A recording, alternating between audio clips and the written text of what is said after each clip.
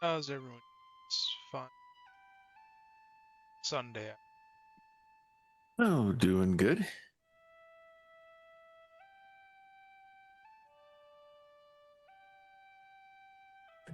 Sure, you're not able to hear me out in the TV room where you're sitting? Any feedback issues? Oh, she's not. I'm not hearing myself, so that's usually a good sign. Mm-hmm.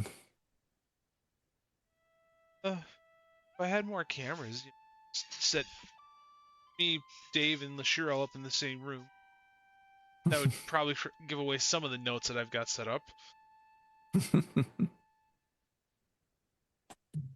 No, I need to fix this real quick.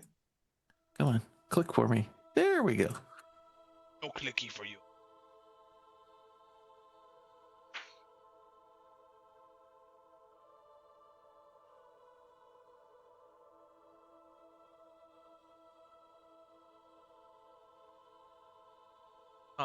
Just so everyone probably saw it, I did drop a link into Discord of all of the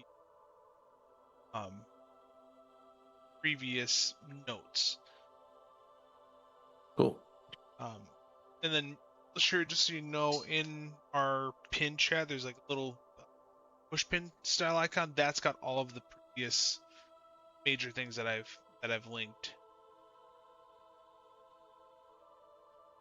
Oh, I never noticed that you could actually click on that. Yeah, you can click on it. I showed it to him earlier. I'll show you all my Father's Day gift here.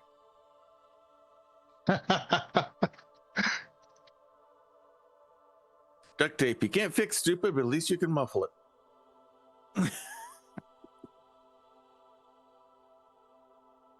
My wife has a similar, I heard one.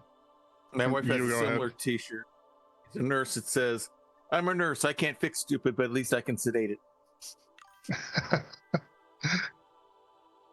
I saw one. Silence is golden, duct tape is silver. Do us a favor, make us all rich.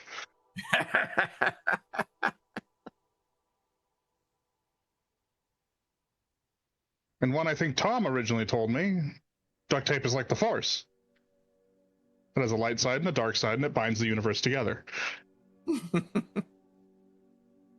Sounds about right. That would have been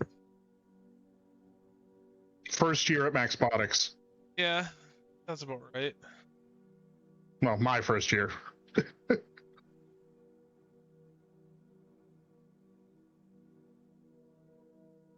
Which would have been back in 2015, 2014? I would probably think 2014, because I was at Maxbotics from 2011 to 20. Yeah.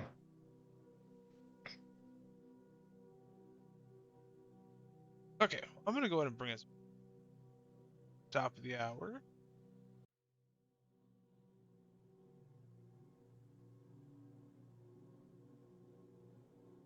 Alrighty. Oh, and of course, as soon as I see it, Cher goes and grabs her tea, chai. Well, while she does that, anyone have a recap of last session or anything notable that they want to bring in?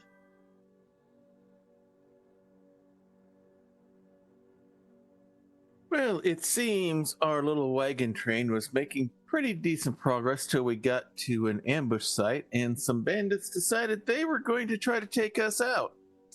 And they almost nearly somewhat were successful, knocked a couple of us down, we were able to get back up again, and then about partway into the battle, out of nowhere, this swashbuckling looking tiefling joins us out of nowhere and gives us some what turned out to be very needed support. And at the end, we got to at least introduce ourselves to each other. And in other news, our pet is still with us. That is, yes. After eating a gnome that was trying to run away. How did it go, LaShure, when you told Dave about that person running?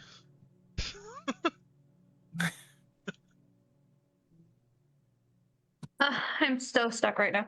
What? Oh, with Kevin eating the dude? Uh-huh. Yeah. Get You him. You can eat that one. Yeah, you can eat that one. Go get him. Nice snack. Nice snack. Yes. All right. So, as I once stated, we had an awesome, very difficult combat encounter that I'm kind of glad that I timed out dang near perfectly, especially for the amount of chaos and being overpowered until Mr. Salty joined. We ended session with people going through checking making sure none of the horses were injured, making sure that the caravan can continue. And then Salty introducing himself to his group. Upon looking at the caravan, the side did get damaged as everything, as a giant tree trunk swung into it. The wagon wheels hadn't gotten broken, very very much luckily to them, but you could definitely tell that things are spilling out. Caravan leader Ondorth looks at you and he goes, well, this will slow us down a little bit. It's if we continue down this rocky path and this will get more uneven, we're gonna lose a lot of supplies. Probably gonna take. He looks at it. Starts judging the extent of the damage and everything crushed in. He goes, oh, "This is probably gonna take about an hour or two to fix." And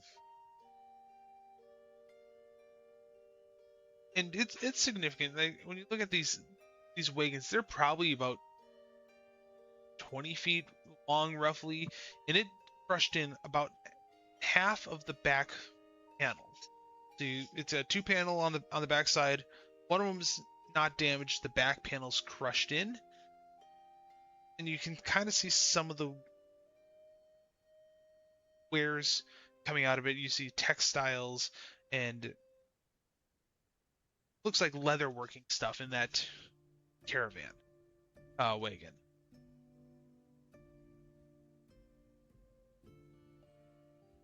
Ondor, just to make things a little bit easier, he grabs a couple of the horses and brings them through the path, and he's able to move the caravan off the road over here to have a bigger work area, so it's not in such an enclosed space.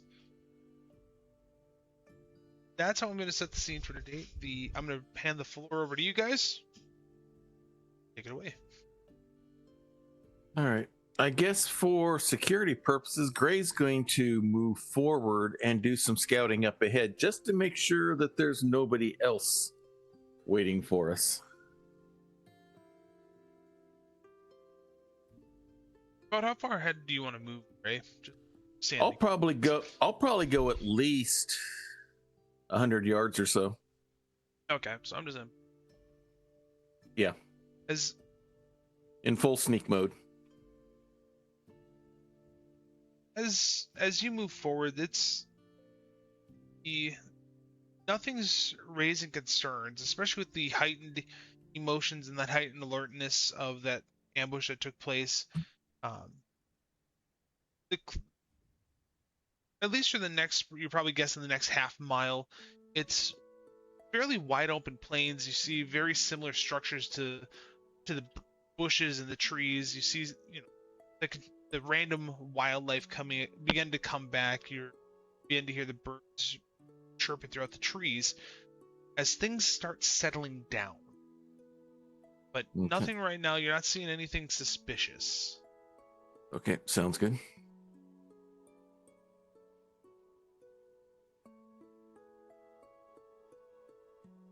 Shira, Salty, Dev. I guess for Salty, the priority. You said they were bringing horses up, like. Yep. When you're looking at the caravan, like they're all identical. You can tell that it's a dual horse caravan, wagon per. Sure. So they're trying to work on getting everything relatched and That's what I would be. Yeah, so Salty will certainly meander over and offer his, any sort of assistance, with the goal being like, forward, let's do this, as in his very boyish way.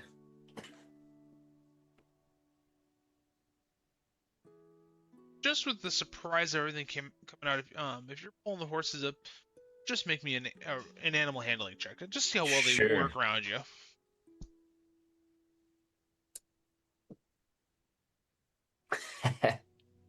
A 10, not too bad. If that isn't the perfect roll, I don't know what is. The horses, they're still settling down from the attack. The handler that's got the most experience, he's working with you, and he's just trying to help keep him calm. Luckily, as throughout all of this, with even them being skittish, you don't get kicked. You're not being snipped at. It's that perfect, it could be worse type thing. Yeah, happy not getting kicked, and just trying to be helpful in general. Right. Zeph or Dave, anything that you want to do for as an hour passes while they try to get the caravan, that front wagon fixed? I'll check and see if I can be of any assistance in helping to fix the caravan or fix the wagon. If they don't need the help, I mean, there is 4 people here who I'm sure are fairly decent at repairing their own wagons. I will work on trying to clean up and fix up my own equipment, because I did take a bit of a battering. I'm sure some of my chain or some of my mail needs to be, kind of repaired and patched up a little bit. As they get the caravan brought up for you, Zeph, Keldon, the dwarf, comes up and he goes, well, we've got enough spare trees around that we're going to try to fashion our own replacement sidewall. And he looks you up and down. He goes, if you have the ability to fix some of the chainmail, if there's any punctures through it, he goes, I think your time may be best with that. But we can definitely tell you took quite a beating.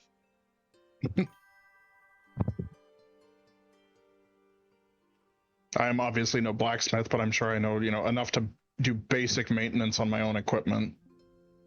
Yeah, say with chainmail, even if you don't have the links to redo it, you're able to kind of see how they're potential ways of keeping it together. Pulling some spare cloth or some spare twine to bring everything back tight together. So,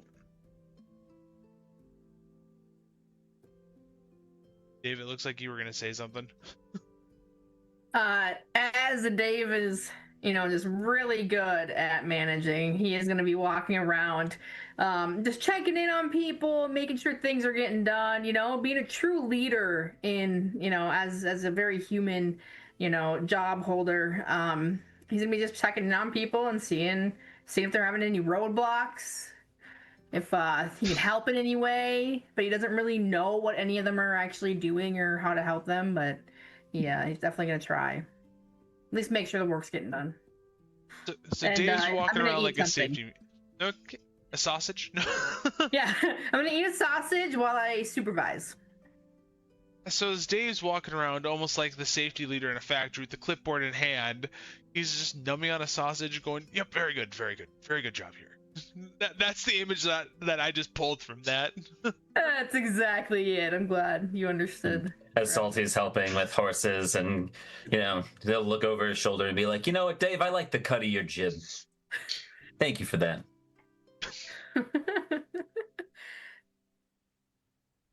I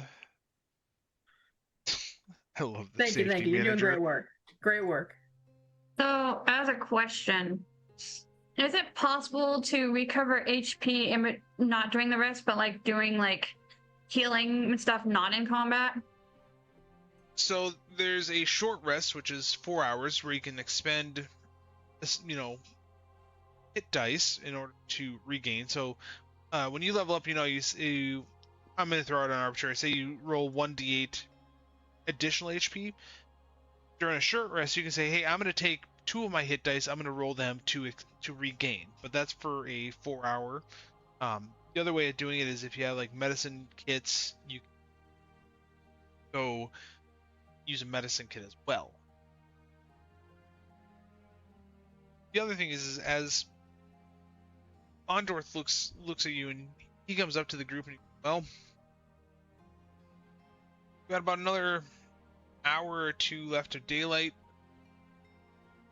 Once, at least what I'm expecting once this caravan gets fixed, we're probably going to set up camp probably about 3 hours after we get a little bit further down the road.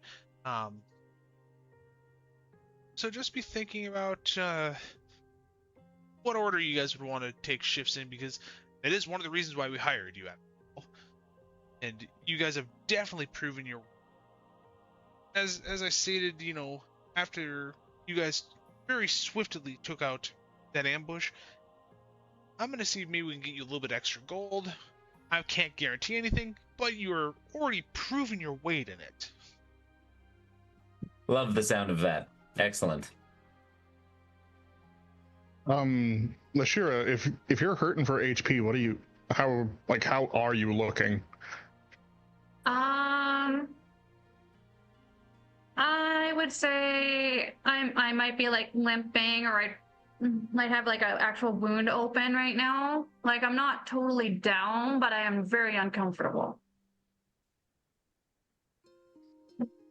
Okay, if I catch sight of Lashira like that, I will go over to her and do my job as a cleric and help fix that problem. Yeah, because like I have a cure wound spell that I haven't used. I have 1 slot left open. I just wasn't exactly sure. I've got 2 slots left at level 1, and I've got 1 slot left at level 2. But that would be kind of overkill, I think, for cure wounds. And also, I might want to save that level 2 slot for something big, just in case we run into something in the next 3 hours before we get to camp. Yeah, and if I'm gonna have to use a slot anywhere, I might as well wait until we have a battle. I just wasn't sure if there's something else, and I could have sworn I had a medical kit, but I cannot find it in my inventory. Because medicine was one of my things that I made as something I know. Yeah, I also have skill in it, but I don't have any items to use for it. Although, as a ranger, you might be able to go and find medicinal herbs out in the woods. That is true. I'm gonna do that while I'm waiting for the hour. Okay, in which case I will probably notice that you're injured and heal you when you get back, potentially. Alright. So, sure, as you're looking through, how far away from the current area are you going to go looking for herbs? Are you going to stay relatively within eye shot so you can still run? Or are you just going to kind of just go out looking and not fully pay attention? In general, I'm going to stay where I can easily hear them or potentially see them, and I'll have Kevin he's probably going to stay with me anyway. I don't think he's going to stay in the group, because he might scare the horses if they're not paying attention. Okay. So, as you go to leave the group, and you're trying to work with Kevin on staying with you, how does that look? So, I'm basically going to... Okay, I'm going to talk straight at Kevin. Be like, I'm going to go find something that will help us get healed up, because the battle may hurt us pretty bad. Would you want to come with me to go, in the woods while I'm searching for just some medicine? As you say that, go ahead and roll an animal handling check. 15. That right on the cusp. Perfect. Okay. That's 2 in a row now. Kevin looks at you and he goes, "Woods hunting?" I am hunting special grass and flowers, but Kevin can hunt meat while I'm doing it. Hunting, good. And as he says that, he kind of you see him start kind of going ahead of you into that woods area. As you walk into the woods and you're looking for medicinal herbs, roll a survival check.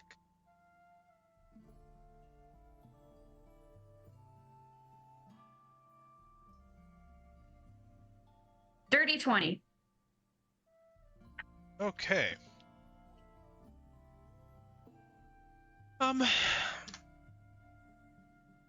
As you're going through, you do find a couple of herbs that you recognize from back in your region. There's not a lot of them, but you're able to grab enough to probably make the equivalent to what would be a healing potion. Just a lesser, where it's 6 plus 2 for healing, if I remember correctly, or 1d4 plus 2.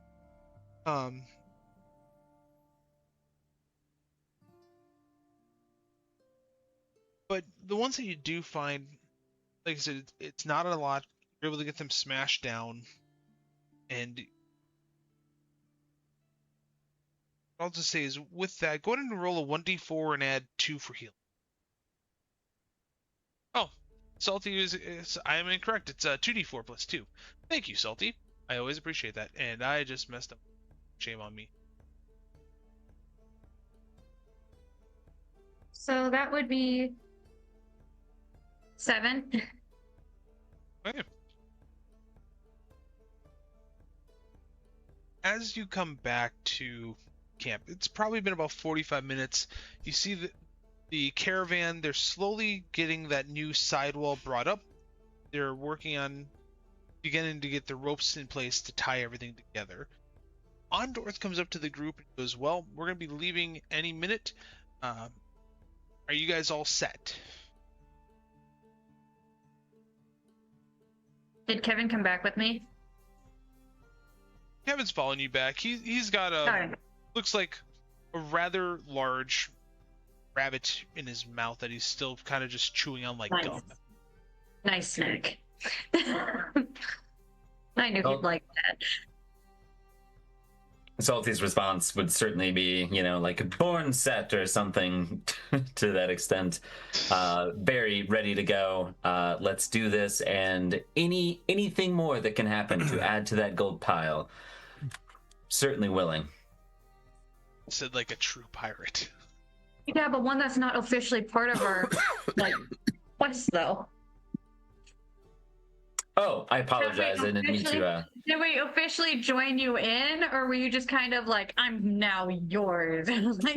I guess I didn't necessarily perfect the pitch, but yeah, basically it did come. I was hoping to convey that hey, if this is something, if these are the sorts of antics you guys are, getting yourself into, I like fighting bandits, and if that's gonna be regular, I'm on board. If you guys would have me. But trials are also perfectly acceptable. If I have yet to prove myself, that is also perfectly fine, and I will be happy to do so. I would imagine by now Gray's probably wandered his way back in, and he's all report to the guy in charge of the wagon train here. Yep. What I've seen, what little I saw, as good, at least the good news of that. So. Yeah, perfect. Really good. Well, I'd say you've probably more than proven yourself after that last little skirmish there. You sure did pass the interview. It was an actionable interview, but you sure, hired. You're hired. But I'm not paying you, so hopefully. I'm with the group. I just wanted to make sure there was a consensus going. Understandable.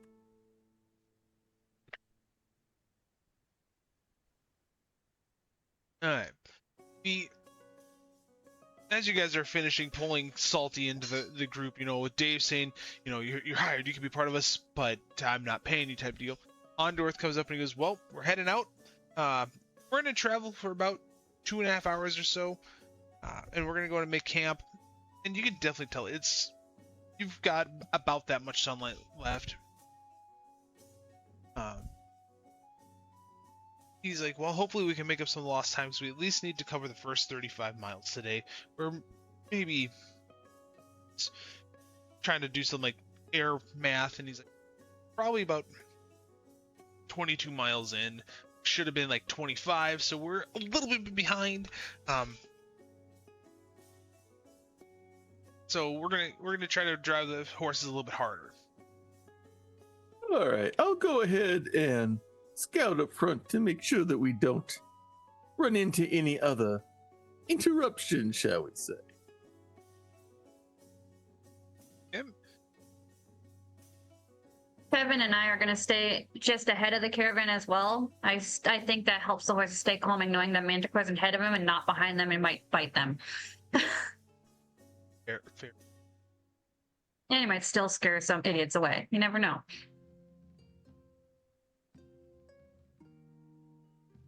That is definitely one thing. As Gray is moving ahead and Lashir is moving ahead with Kevin, the local wildlife are definitely noticing. Excuse me. And even as you guys move forward, you're seeing some of the local deer and animals kind of look and then just run immediately away. We get to about that 35-mile mark, and Ondorth finds a nice, wide open clearing. And he pulls all of the caravans off the side of the road. Because this looks like a good spot to make camp. I recognize where we're at now. We've got about 8.5 hours of, about 8.5 hours. So if you want to set up your own campsite, if you want to go make some food, we're gonna take a rest here, let the horses rest so that way they don't get overwhelmed.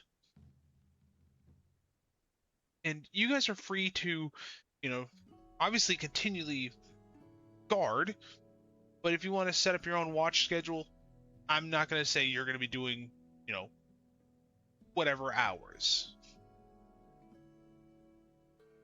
Gray's going to immediately, once the site's chosen, he's not going out to look for anything specifically, but what Gray wants to do is he's going to do a perimeter walk around the area to look for places where people might hide. Okay. So we can be ready. Go ahead and roll an investigation check as you're walking around. Okay. 10. Wow, I'm disappointed in you, Kai. Got to build up from here, right? Yeah, exactly. The bar is low today. As you're walking around, it almost looks like this is a site that's been used for previous caravans. You see some markings of potential ropes if people were making hammocks across different trees. You also see very, very old marks of previous wildlife actions, such as bears coming across, slashing trees, but nothing fresh. Okay. But that's really all you're noticing with that. Okay.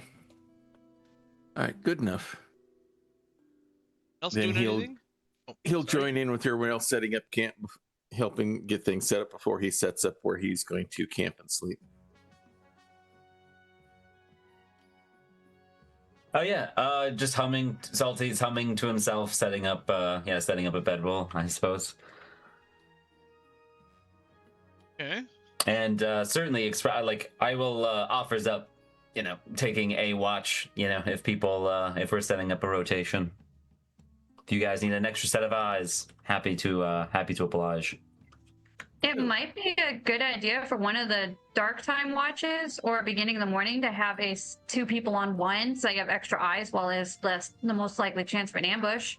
I mean, if you guys don't mind, I'll just have Kevin watch with me, or have him he can sleep next to me while I'm watching and I can poke him, but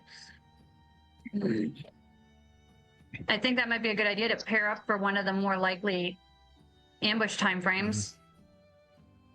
Sounds good. Dave would like to claim I would like to claim first watch, as I'm like working on laying up my bedroll. I do much better when it's light out, and I need my rest for tomorrow. So That'll work, Dave. You can make sure you get plenty of your beauty sleep in. I'll take one of the ones in between. I'm not too picky. I'll I'll follow take- up after. Oh, go ahead. I like to take the third watch because I have night vision as a cat, so I have a better chance seeing in the dark. Yeah, I'll go ahead and take second then. And I can bring up the rear.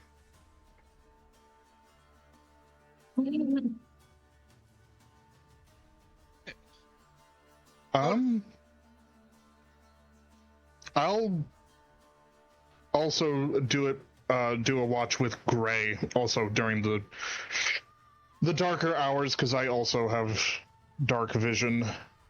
That's useful. And we did suggest, doubling up during the darkest hours, so. Sounds good. Realized I actually accidentally have a cantrip on here twice. As you guys are all getting set up, it's 35, 45 minutes has passed. You're beginning to see the sunset going down. The caravan crew, they've got campfires going. They've got the horses kind of in almost like a tied down on to small trees, just to make sure that they don't run. During the travels, you did see everything go from that beaten path of the Tribor Trail. You did turn onto the high roads, which is a little bit wider path. It's more packed. It's not like it doesn't look like a logging trail. It looks more like a mainstream road. Ondorth comes up to you guys and he's like, "Well, we're gonna head out. We're gonna pass out for the night. Is there anything that you need from me before my crew hits the hay?" No, just make sure we know where you are, so that way when we're doing our watch, we'll know who the people moving around, which people are supposed to be moving around, and which ones shouldn't be. Ondorth looks at you as, my people shouldn't be moving around at all unless they're getting up to relieve themselves. And he points over to where all the caravans are, and they've kind of gone into a circle. And from the angle, it almost looks like they put like a tent or a tarp across the top of them to make it into almost like a singular room. Mhm. We should all be in that area. The only spot to go in and out is where two of their carts come together is an opening about 3 feet wide, just enough for a single person to walk between. But he looks at you and goes, "I'll let them know if they are moving around to come let you guys know first. Before they go explore." That would be most expeditious, thank you.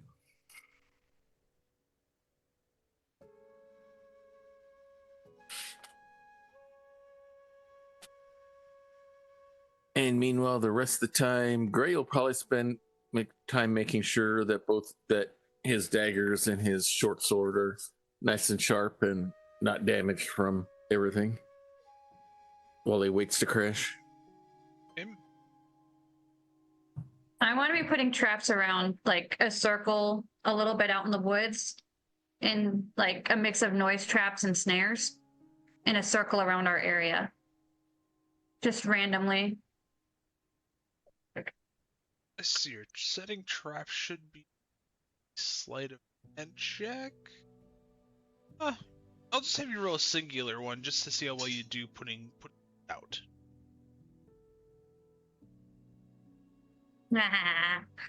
24. I've got you, my pretties. I've got you. Do you have a +4 in sleight of hand? I have a +5.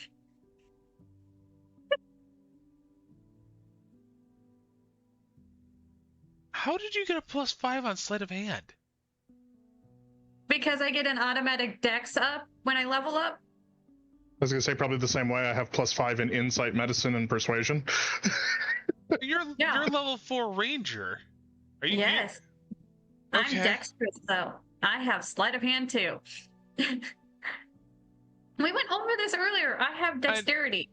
Yeah, I'm just like, my brain's going, that seems awfully high, but okay, whatever. As you're putting them out, you're as confident as can be. Like, everything is going up perfectly, almost like it's, this is true second nature. It's, you kind of learn from the mistakes in Nomengard. Well, so you learn from the mistake in Nomengard where you accidentally set a trap off on yourself as you were setting it up. Yeah, it was actually a 22, not a 24. I read the wrong stat, but it's still above 20.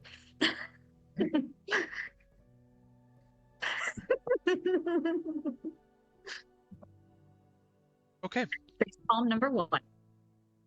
Zeph, are you doing anything tonight while or before you pass out for your? I'll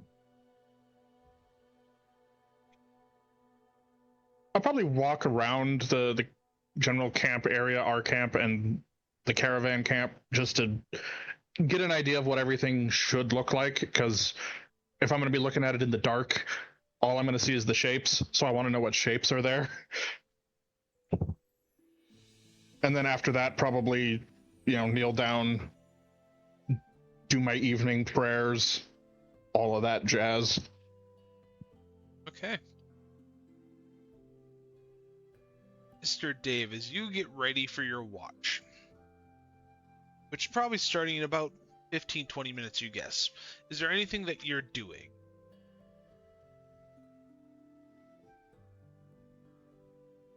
I'll just be kind of walking around and, making sure I got a lay of where all these little noise traps are, and, just pumping myself up to be ready in case something happens. Hey. Salty, any thing that any chaos that you want to cause today? As they get ready for this? As they get ready for the evening before doing watches, before passing out, doing that kind of disturbed long rest, anything that you're doing? I'm sorry, are you talking to me? Sorry. Yep. Oh, anything that I am doing? I guess, if there are any, how far away are the wagons? How far away are they compared to where we are? So, being I didn't have to build a scene for this just because it's a rest scene, you imagine this is like the big clearing. You've got the wagons going to be over about here. You guys are probably set up over on this side, so you're guessing. You're probably guessing they're about 80 feet away, enough where you can get to in a 2-second sprint or 8-second sprint. Just I guess I'd Salty would just be humming, really kind of keeping it low at the moment, and just kind of humming, some shanty-esque tune to himself. More, I guess, he's really focused on, basically trying to make a really good impression, especially here. Like, again, it's all new. So yeah, I guess he's kind of excited, a little bit anxious for his watch, and just really is, need to get down, need to rest, and then be ready to go for when it's his time to, again, he kind of views it as something that he needs to prove. So, but otherwise, like right before that, as things are just really quieting down and Dave is doing their patrol, I will. I guess if there's like a cool little, a tree somewhere to climb up on where I can kind of, again, just be pyrotesque, and have some sort of vantage as I, am kind of strolling, I'll do that. Okay. We get to the start of the watches. Dave, as you're doing your patrol, you're doing your watch, are you staying in one area just kind of panning back and forth? Or are you walking around? I'd say kind of like walking back and forth, like looking on one side, kind of turning, looking on the other side, Okay, like the mall cop-esque. Yeah, I'm being very mall copy. The only thing I'm missing is my little roller. The Segway? Your Segway? Yes, that. Yeah, a kobold on a Segway is a hilarious mental image. Especially if it's not like a kobold-sized Segway, but a normal one. This. So it's. Every so often, as I like You go see around. me rolling on my Segway. I want to look like I'm intimidating, so every once in a while I'm gonna like pause and pull out my proprietary elevation platform and stand on it, and then like patrol out and like pan, and then get down, put it away, keep going, pull it back out. Trying to make myself tall. Make sure I'm nice and tall so I look scary. So the proprietary elevation platform, is that like a step ladder, or is that more like one of those little stools that where you grab the center of it and it just collapses? Yeah, it's only like a 6-inch stool. It's pretty small, so it makes me like 3.5 feet tall. So, but I'm actually like 5'9", 10, because I'm very human. So. Right, since Valcor left, I became the tallest, unless Salty's taller than I am. I think Salty's only like 5'7". Yeah, Zephyr's the tallest. He's not terribly big, though. He's just tall. Actually, Gray is 6'1". Zephyr's 6'3". Okay. I thought you said you were shorter than that for some reason. That's why I was making sure. Funny. Right. Yeah, so even as I stand on the stool, I can't like see over anything, so I'm just trying to look intimidating. No, I have on my character sheet he's 6'5". My apologies. Right. Dave, during your patrol, you don't see anything too crazy out of the norm.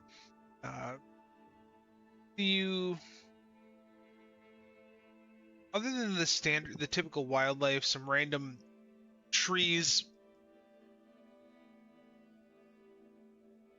moving in the wind, nothing's coming up.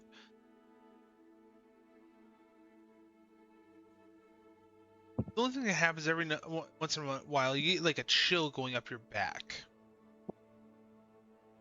But you can't quite pinpoint where it's coming from, or if it's just you being overly cautious. It's kind of weird that I'd get chills because kobolds are cold, so aren't they? Don't they have cold blood? So I'm very human, so yeah, of course I would feel chill. All right. Cool. So is it time for is it time for me to go lay down now? Yeah, it gets to the last 2 hours of your shift, and you go to wake up the next shift. Is there anything that you're telling them? Gray and Zephyr. Just seeing a few bunnies and a couple of rustling leaves. Got a few chills, but other than that, I'm pretty good. I'm ready to go curl up and warm up. Good luck, guys. Enjoy your little rest. Beauty sleep. Is the air particularly cold tonight? Yeah, that's kind of the next thing I'm going to ask.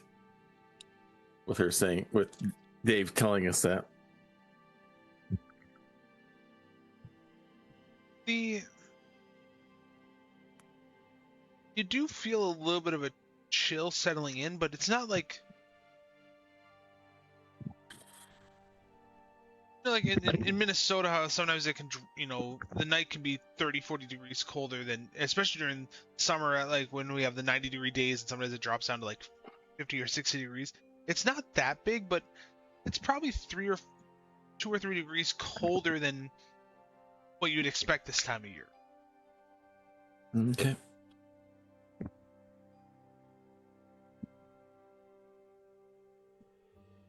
So with that, what are you two doing during your shift? How are you guys handling that 2-hour-ish window?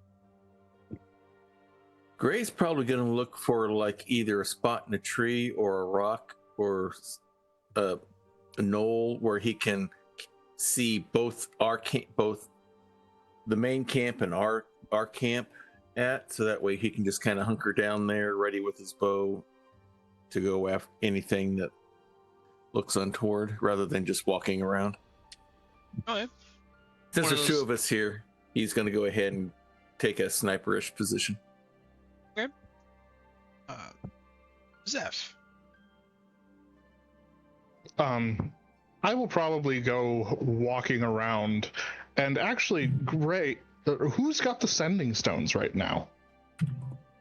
Because I think that would be really good for Gray to have one and Zeph to have one. I think I've got one of them. Yep, Gray's got one. Whoever's on watch could have them. Yeah.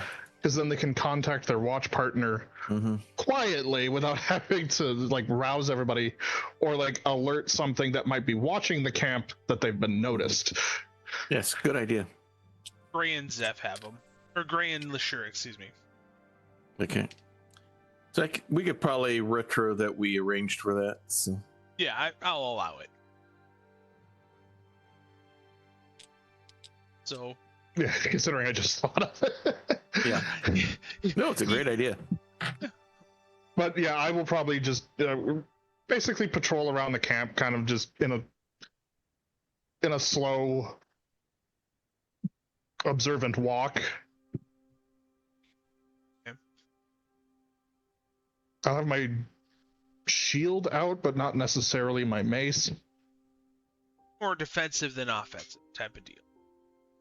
Right? Well, I'd rather be ready to block something than have to bludgeon something. I can always pull the mace out if I need it, but not having the shield at the ready is a little more foolish. Mm-hmm. Yeah. Chill there. That, and I can do such silly things as cast light on the shield and what are you saying? have a great big bright circle.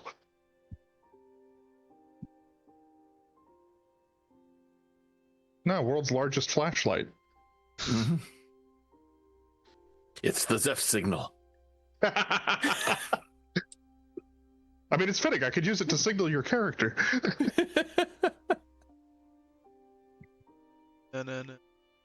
Zeph, man. Zeph, as you're walking around, being rather that observant posture, you almost not sure if it's the night sky playing tricks on your eyes, or if it's just the observant nature that you're trying to take, but you almost see like a large shadow come. No noise to it, but it comes and goes about as, almost like a blink of an eye. Like across the stars? Yeah. I'll very quietly talk into the sending stone to let Gray know, like, maybe I'm just seeing things, but have you noticed some of the stars disappear like something's passing in front of them? Have I? How thick of a tree are you in, Gray? You climbed to take that sniper. Was it like a thick bush, like say for instance this style, or is it just It's kind of going to be dead. probably more wide open because, as far as the leaves and stuff like that. Because I don't necessarily want to be seen. But it's actually more important for me to be able to see out and take aim. So it's not going to be a camouflage. It's not for camouflage. It's for position.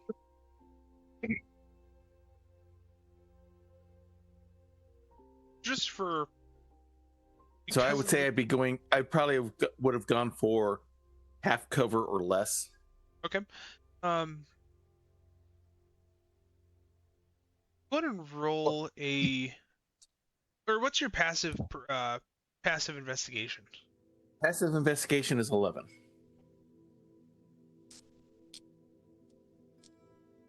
Go ahead and roll an investigation check. Sure. Will do.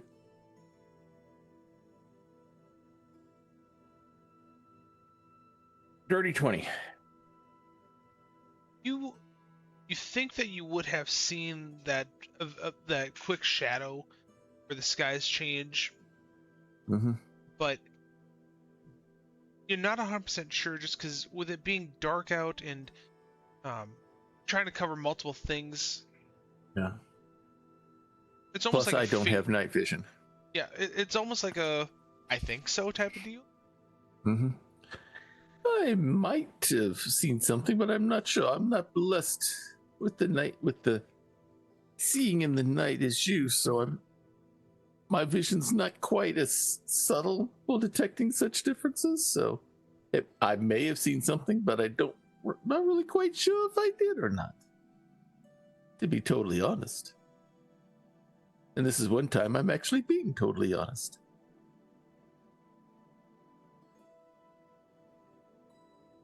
I was more confident until you said that.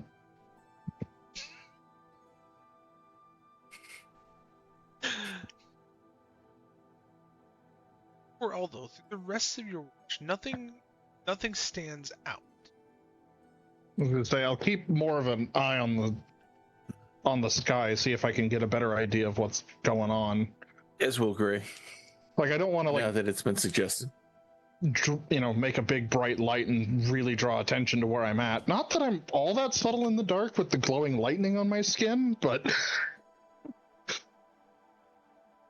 I'm not like a torch. Even at night, you're a bright person. Okay. It gets to the, couple hours come and go. It gets to the end of second watch, and you go to wake up Lashira. What's the information or handoff that'd be given? Well, I didn't see very much, but Zephyrin might have some interesting observations for you.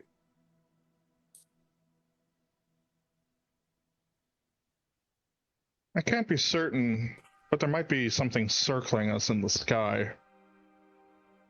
I don't really know much about airborne hunters. All right, I'll keep an Also eye. seems a little cold tonight, but maybe that's normal for the mountains? Okay. I'll see if I can maybe see it. What's going on? Hopefully it's just something curious and we'll leave, but I don't know. For all I knew, it was, an owl that happened to be closer than I thought it was. Better forewarned. Lashira, what is the stance that you're taking on? So first, I'm going to attempt to wake Kevin to see if he'll stay within the group, but just keep his ears open and kind of keep an eye out, but he can stay there. And then I'm going to be going to check the traps and then coming back, like basically waving in and out of the forest to making sure the camp good and checking the traps because I don't want him too far from the camp. How are you waking Kevin? That determines what you. Okay. So I'm going to kind of carefully put my hand on his shoulder, but also saying Kevin at the same time so he kind of knows it's me. Like, Kevin, I need you awake for a little bit. I have rations you can snack on while you're stuck awake.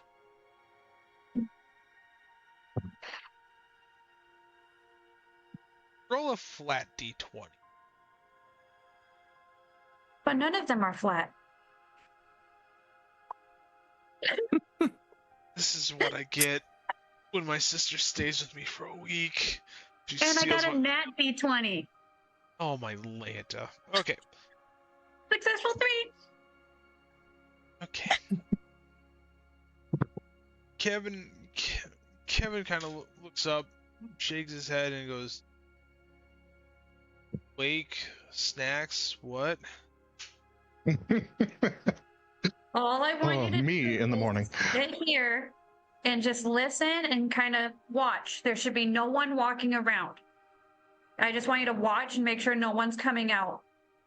If someone comes out, you can roar and it'll wake all of us up and we'll be here in a second. I'm going to be checking to make sure no one's in the woods coming to hurt people. Else roar. Okay.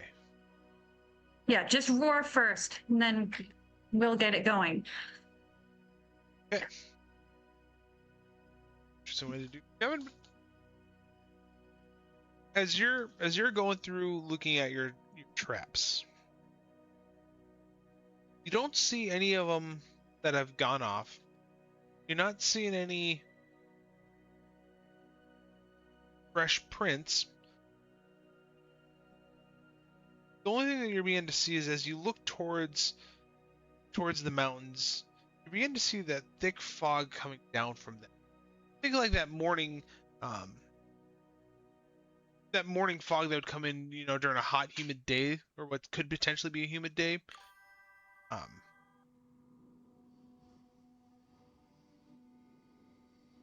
But as far as like the wildlife, you're not seeing anything stance, just that weather-related event coming down, which isn't totally out of the normal.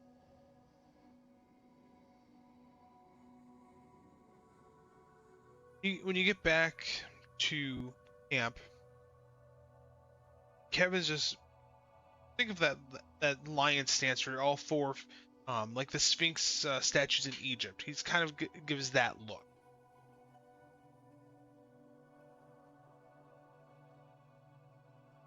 As in nothing actually alerting, just kind of a watching? Yep. Nothing alerted him. He's just looking around. About the stance that he's looking towards is, kind of looking towards where the caravans are at, versus where watching that area. Yep.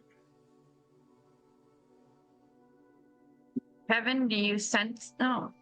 Okay. Kevin, are you sensing something? Like, do you feel danger that way?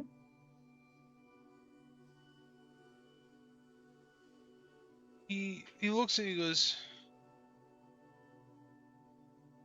"No, just watching." Okay, cool. I didn't have any like cold chills or stuff when I was out in the woods, did I? Like the other ones were having? With this hour of darkness, you're probably about the 2 to 4-ish window. This is typically the coldest part of the night, so you expected the cold because of that. Especially with being a feline, that nighttime is cold, and Yeah. just like February typically is like you swear is the darkest month of the year. This is the darkest or the coldest hour of the. Well, my thought was the whole like the passive stuff where I kind of have that weird sense of things. Yep. Yeah. The only thing you really noticed was that fairly thick fog. It's almost like it's gonna be a hot or humid day based on the fact that water density is coming down more. Is the camp where Kevin's facing toward that fog as well, rolling off the mountain? So if you guys are over here, yes, it would be. He's facing kind of towards that mountain. You guys are Okay, heading. You're heading north. The mountains are on the east side of you. So the caravan's on the east side of the road. You guys are on the west side. Okay. And like checking the traps, did that take the entire watch rotation, or would I have time to also kind of like wander the camp a little, or around You totally have time to wander camp. Because I'd also want to keep looking at the sky because they were mentioning a shadow to see if maybe I could figure out if maybe I can see the shape of any kind. As you're looking at, looking through the traps and looking up, you see some large, at least what you think is going to be the shadows of some large birds, whether it be hawk or owls. But they're not like, Zeph, I'm guessing you're probably describing, that I feel like a fast moving shower, or something that has come and gone quickly, almost like a brief thought type deal. About however you described it to me, like, because Okay. I wasn't quite sure I ever saw it, so I assumed it came and went from my line of sight very quickly. All right, so like a fleeting thought. So you didn't see any shadows coming that way. The owls that you would have seen, or the night hawks that you would have seen, they're moving slowly. They're kind of circling, looking for night prey. Nothing really suspicious. No. Okay. It gets to the 4 o'clock hour, and end of your watch.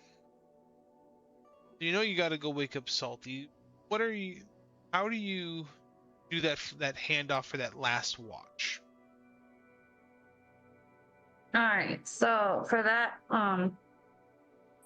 Salty, my watch was pretty clear. I checked all my traps and we didn't see anything. However, in Gray's and Zeph's watch, they think they might have seen something like in and out of their vision in the sky. And it looks like there might be some pretty strong fog coming in, so we might not be able to see very well soon. All right, I'll keep my eyes peeled, and I'll just cast a glance up. Yeah. Sounds good. Salty, during your watch, how do you want to handle this? Especially being that you're new to the parties, like you said, you're trying to prove yourself. Oh yeah, definitely. Eyes are just glued to the sky. I guess I'll like offhandedly, very quietly talk to, throw some comments out from my patron, like, what do you think it is? What do you possibly think that it could be? As the patron insults you, saying, well, think of it yourself, that type of deal. Yeah, part of the course. Yeah, that's fantastic. It hit as your shift goes on, you're seeing the fog coming in, and it's coming more and more down the mountain. It's thick. It almost reminds you like your dreams of hitting the high seas. That morning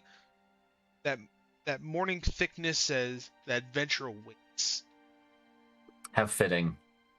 Yes. It comes over the camp.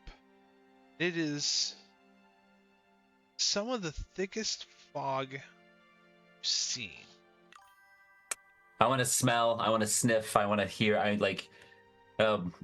This seems ominous, and I guess I'll kind of get kind of back myself up, be a little bit closer to the party. I'm assuming that the sky is not really visible at this point with how thick it is. The sky is not. Okay. But the only thing that's seen is you're beginning to see the sun come over the mountains. You're seeing that glow, but the visibility is not there.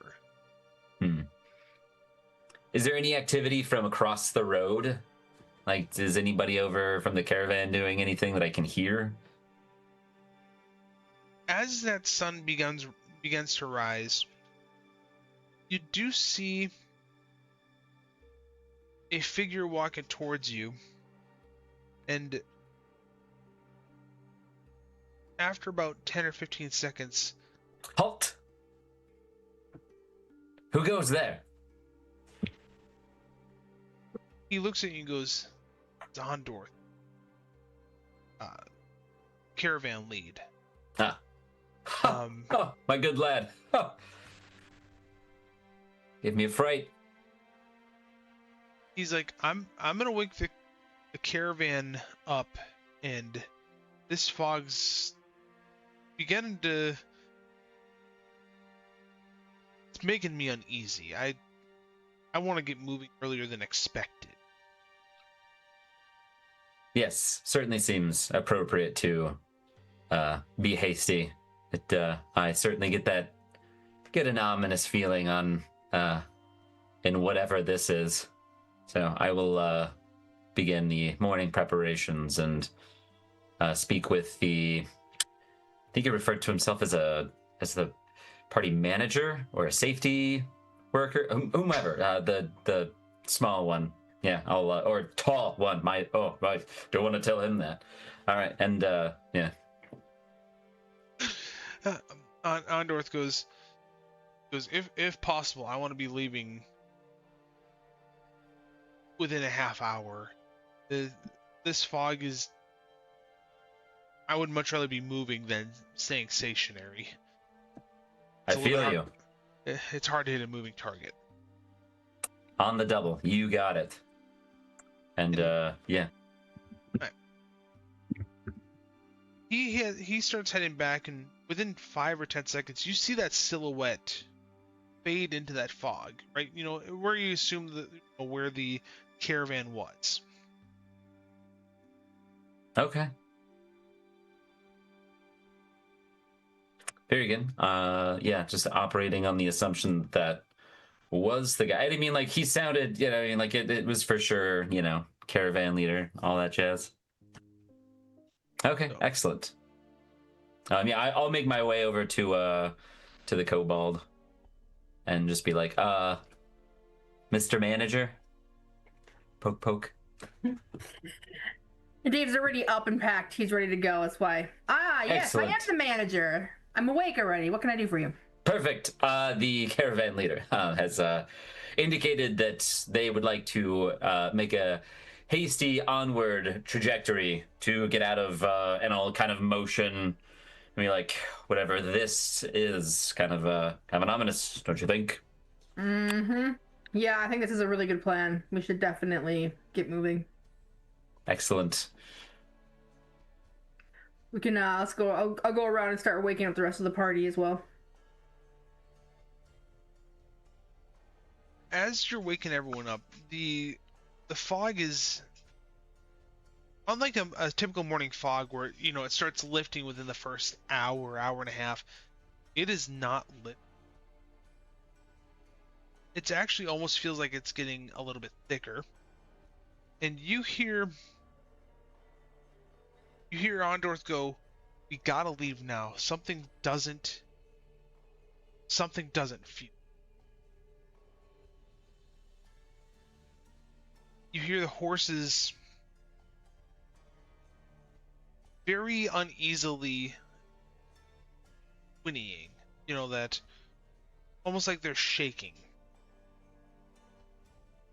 Each of the cart drivers, you can hear their footsteps through the fog. You hear someone yell out a profanity, and you're assuming they probably dropped, you know, they dropped something, whether it be something to get the horses connected. You hear almost like a thud.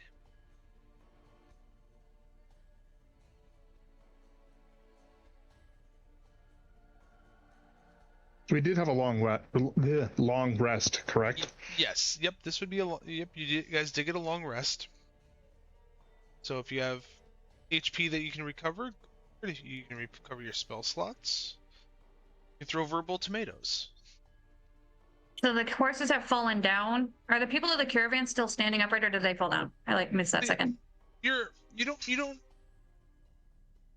begin to hear the caravans move, You're hearing the people move around very hurriedly, trying to leave the campsite, so they're taking things down. You heard someone let out a profanity after hearing a loud thud, almost like it almost sounded like a tent, like a large tent pole dropping. And obviously, Okay. they don't have the fiberglass poles like we do in the modern ones.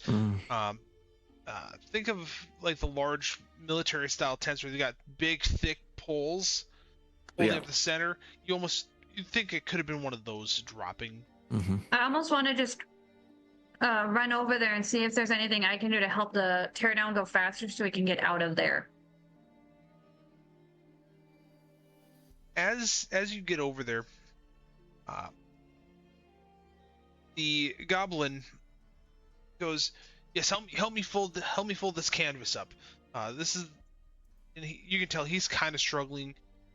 When you look at the goblin, he's about the same size as Dave, maybe an inch taller or two.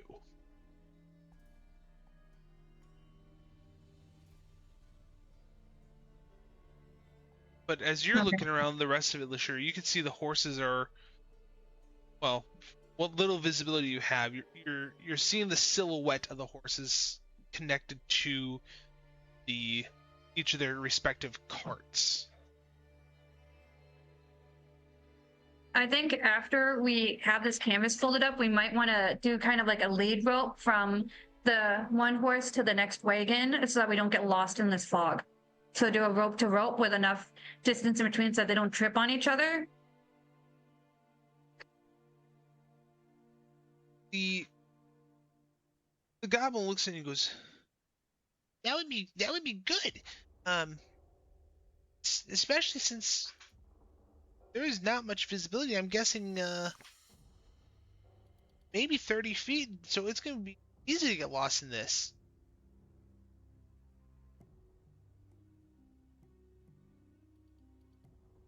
He goes in to one of the other carts, and he's grabbing a couple spools of rope. He comes back with 3 of them, and like, you should do it. Awesome. I'm gonna call over to Gray and Zeph and everyone and ask if they like, hey guys, can you come over here and help us put these leads on so that the cabin doesn't get lost? Like so that they don't get lost in Absolutely. this? While I Yeah. help Come right. folding Yeah, it. he'll come right over. As will I. I'll also return the sending stone to Lashira, since she and Gray both tend to wander away from the group at large. I'm going to be doing surveillance up front ahead of the caravan, so me having a hold of one's probably going to be a good idea. Well, I'm in the front with Kevin generally, unless should I be in the very middle of it this time as a guard? Because the horses won't get as spooked because there's too much mist to see us. That'll probably work this time anyway. Yeah, just for this one, I'll be in the middle. Who's going to be in the back? I think the sending stone should go to the very back. I'm happy to bring up the rear, certainly. All right, so I'm going to have you hold this. All you do is talk into it, and we'll be able to, and Gray will be able to hear you from the front. Outstanding. And off I scamper. Little bit of I'll a stick salute. with the third cart then.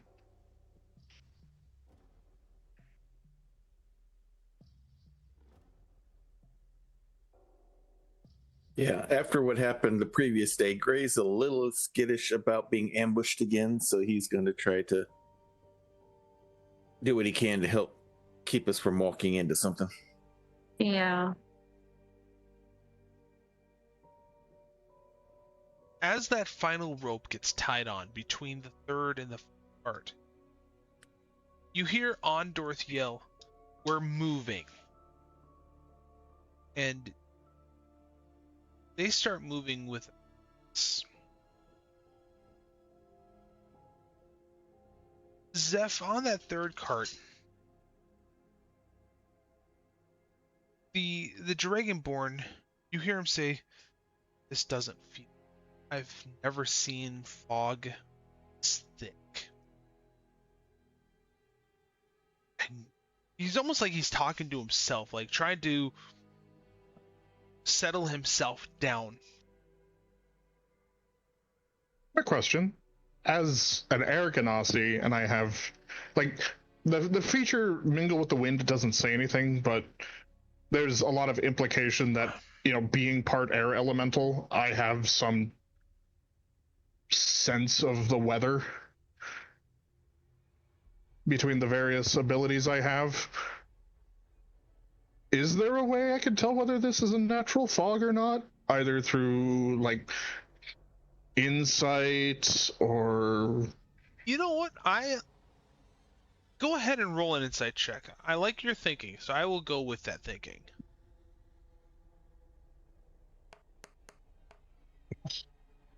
Got a 10. You got a 10. The fog coming in for you, it does feel unnatural. Can't quite pinpoint why, but it does feel unnatural. Just like the rest of the caravan, you're like, yep, we need to start moving.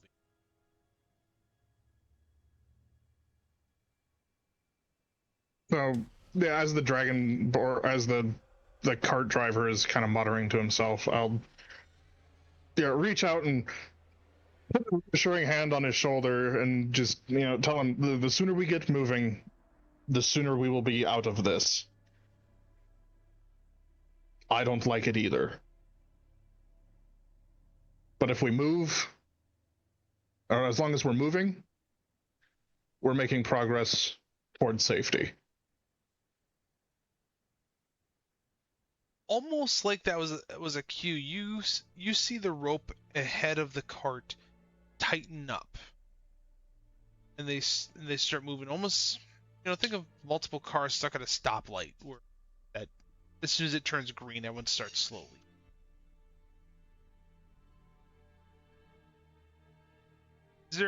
Is anyone else thinking anything regarding this? Well, I live in the woods, so this is just weird to me, period. I don't think my land would get this fogness, and I'm going to be watching Kevin to see if things are starting to bother him too. Like, watching hyper focusing on any signs that he's showing some discomfort to anything around, because he would have better senses than me.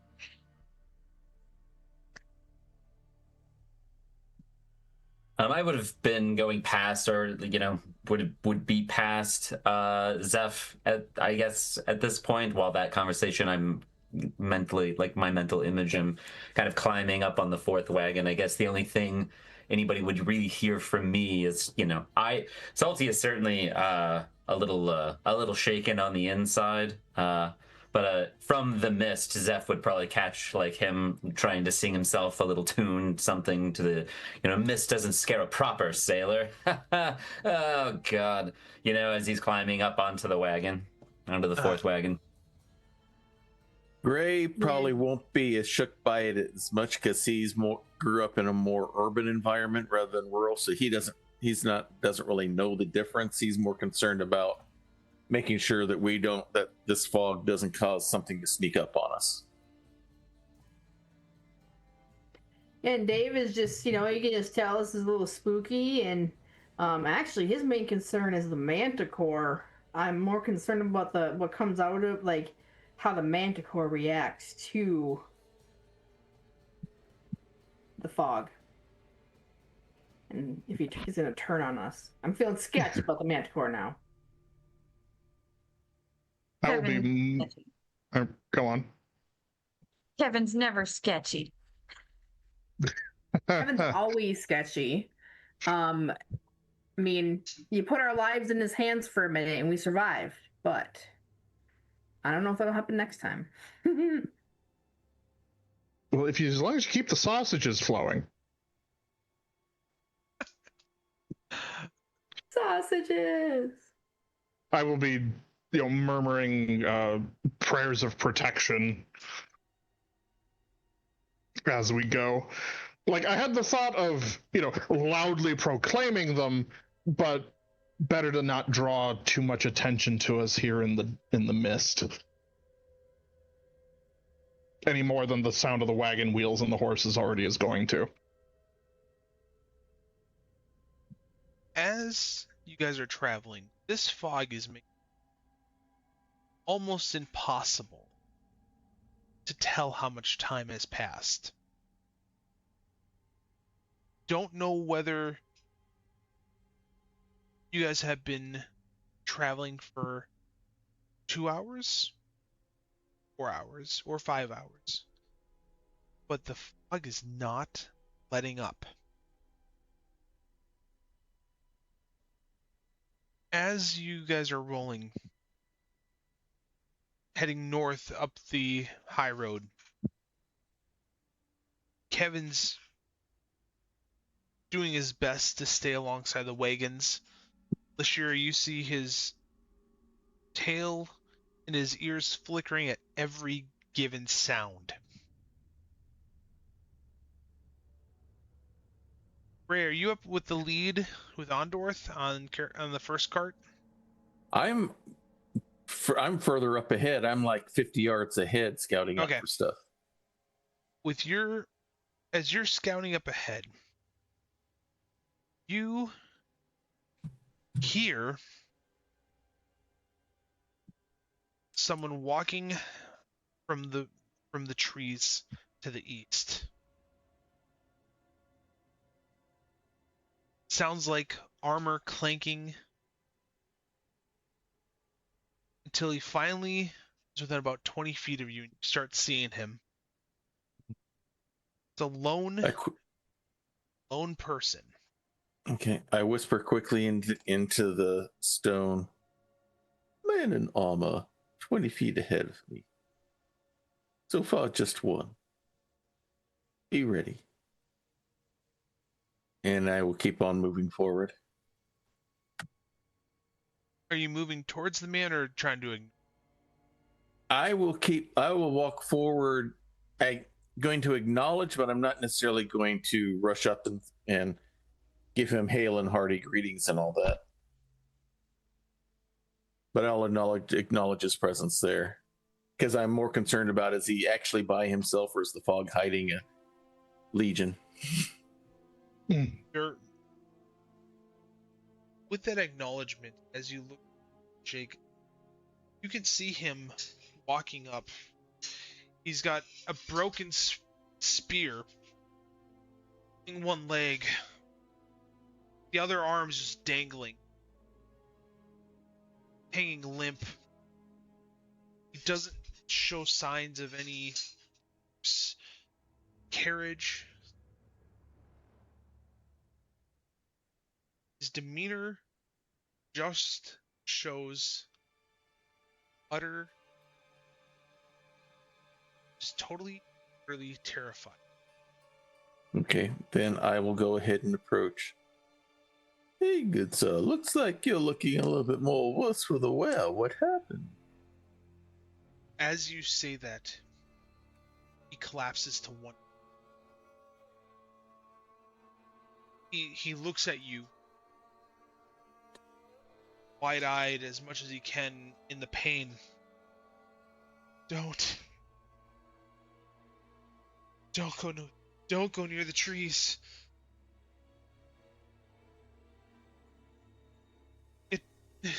It took them. It took them all.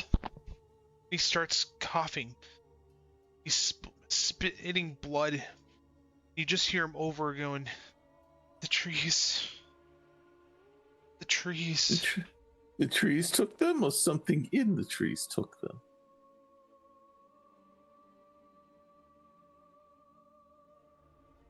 Clicks. It clicks like bones on stone. It dragged my colleagues. We tried to follow, but the forest swallowed them. As he says that, he grabs your arm.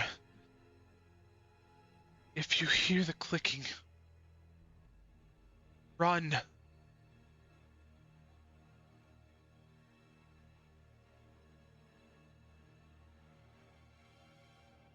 All right, As he, I will. as he Okay, go says ahead. that, you see his arm just go limp and he just falls. Okay. Barely First thing, breathing. first thing I'm going to do is I'm going to get on Sending Stone.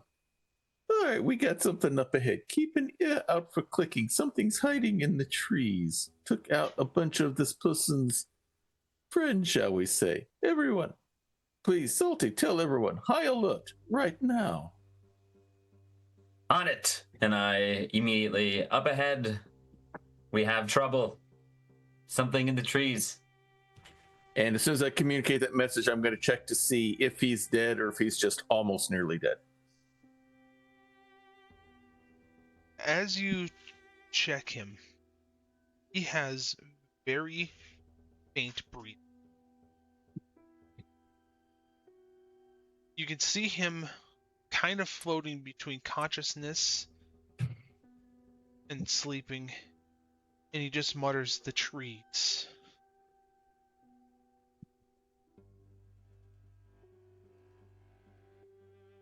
Sure, for carts 1, 2, 3, and 4, where are you in that? Kevin. It would be like, Zephyrin, you're in cart 3, right? I'm on cart 3 with the driver. So I would be up by cart 2, so that we'd have a slight gap, but not just that we have each of them covered as much as we can. Salty, I thought you said you were on the back cart, the fourth, or you were on the first. I'm on the fourth cart. Okay, so you're on the... through the Sending Stone. So once he comes through on that, I basically shout forward as far as my voice will carry. For everybody, my alert, I guess. Okay. The carts are about 30 feet apart. Yeah, as best I can, Yep. Dave, where are you at on these carts? I'm on cart 2. Okay, so you're with Lashira. Mm-hmm. So no I'm one's just up. on the ground. Okay, second cart, ground. Okay, with Kevin.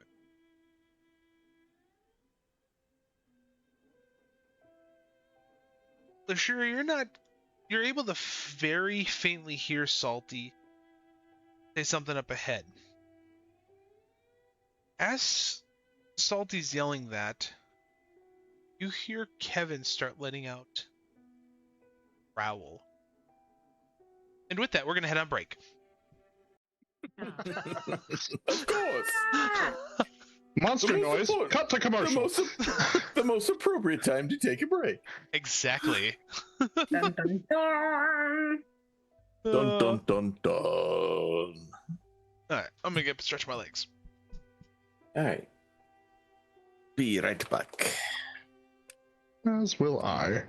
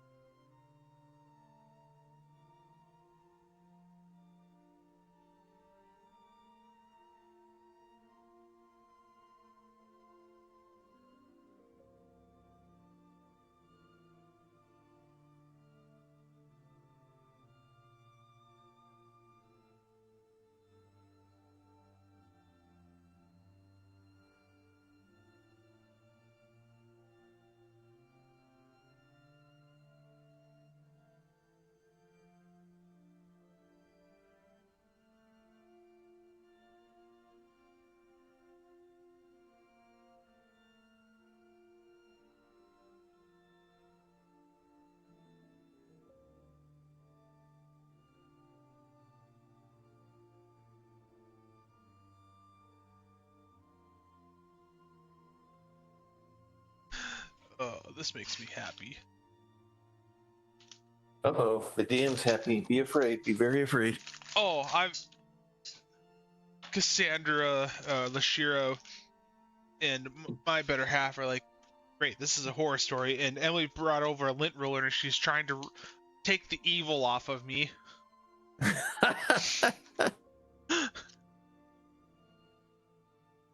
I figure, I'm trying to work on my home brewing, thinking off the cuff, because I'm a super logical person. I don't like when things are, unscripted. So I'm trying to work on that within myself. Work on the improv. Yep. So I'm hoping that the last couple sessions has shown that. Oh yeah, it's been good so far.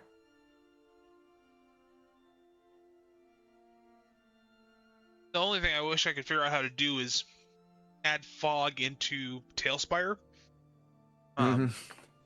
Instead of just kind of making it more grayscale like I've got. I'm kind of surprised it doesn't have like a fog of war feature. Yeah. There's a fog of war which does like limited visibility where you can only see within a certain number of feet. I'm still trying to work that out. Your camera's hiding you. I know. I didn't need people to see me devouring a donut. Donut. Did you say donut? I always wanted a donut. Can I have it?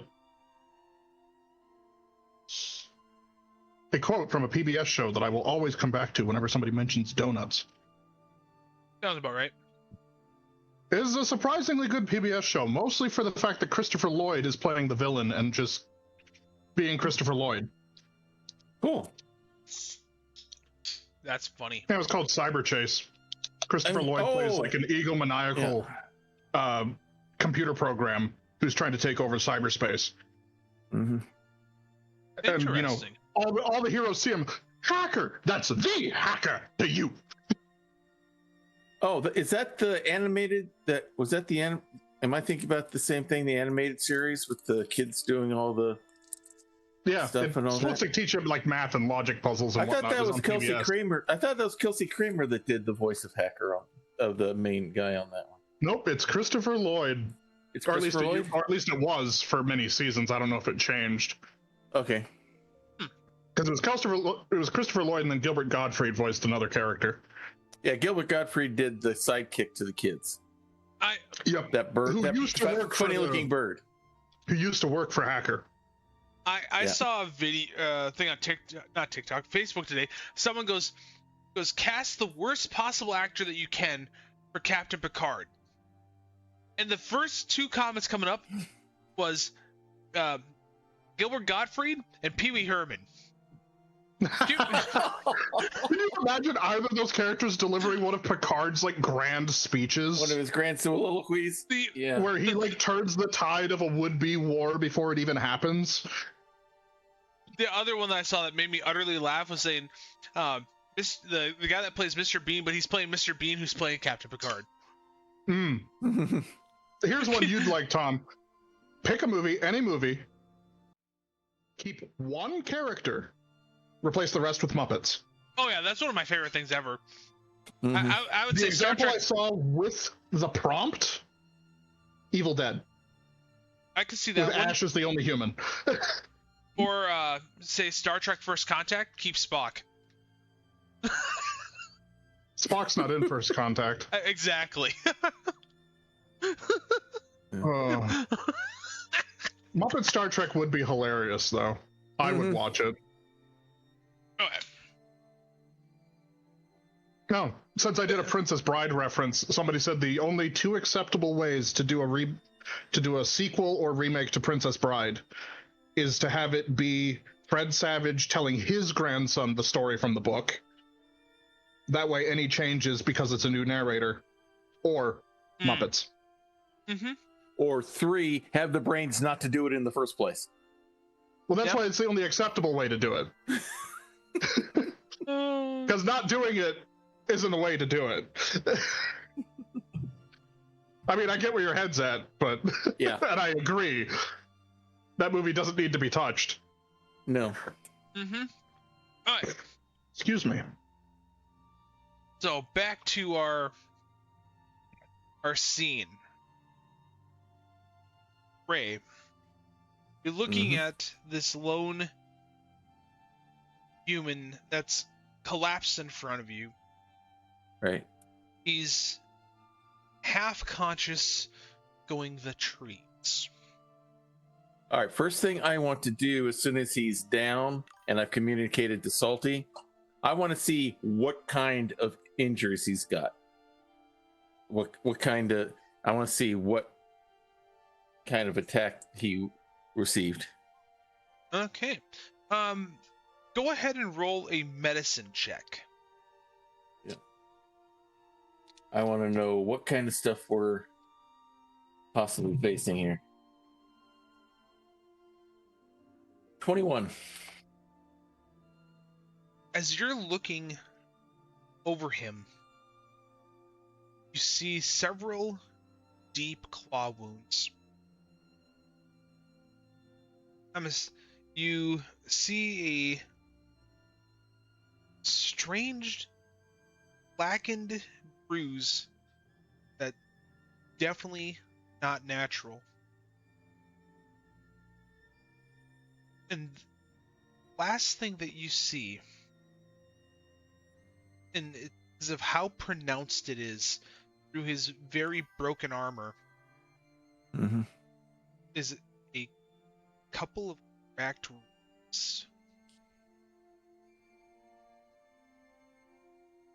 All right, I'll use the sending zone, pass that message along to Salty so he can warn people what they can be possibly facing. So, sorry. So, like punctures in his armor? Yep, there's punctures in his armor that go all the way through. Okay, and then into cracked ribs. And then in claw marks. Okay, sure.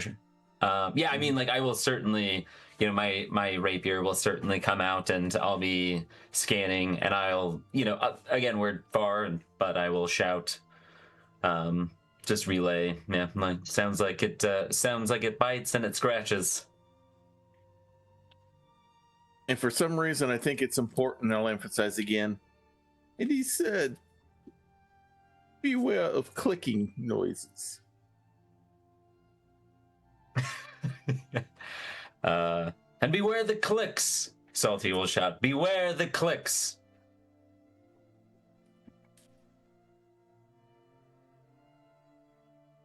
Moving over to Kevin.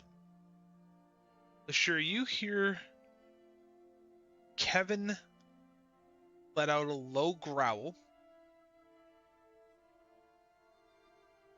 And you can almost see the hair on his neck down his spine start raising.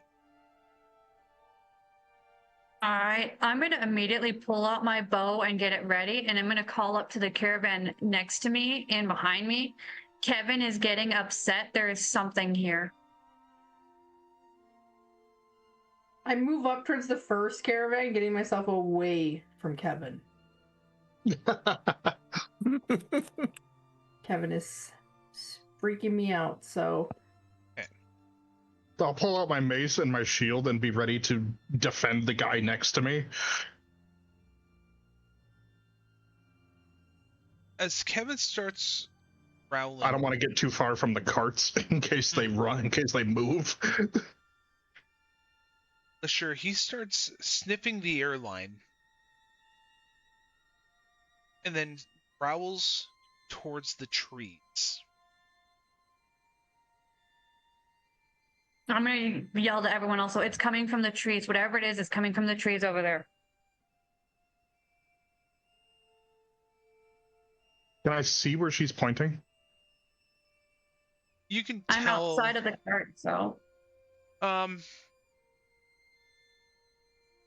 But from the silhouette of her through the fog, you can see her pointing towards the east where the tree line meets the bottom of the mountains. Gray. How far away is that tree line? Out of curiosity. You're not 100% sure. Okay. Gray, roll a survival check as you're looking Sure. around.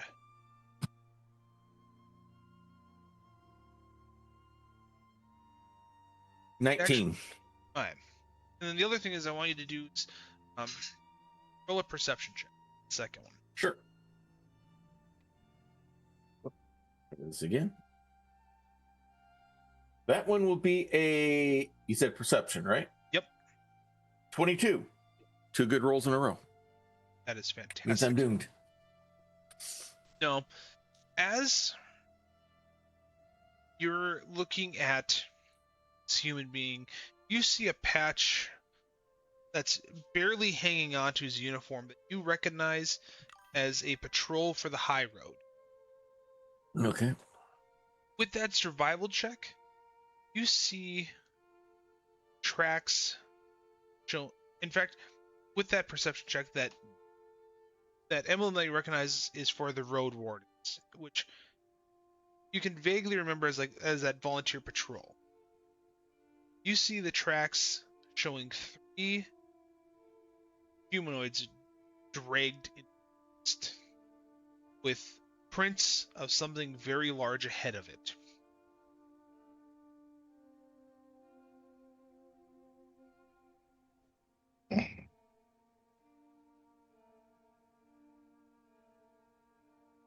All right.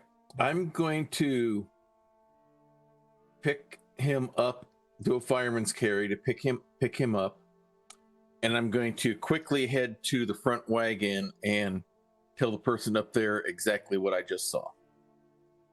And as soon as I deposit I deposit him with them, I'm going to head right straight out to the spot, and I want to try to look more closer at those footprints, at those tracks.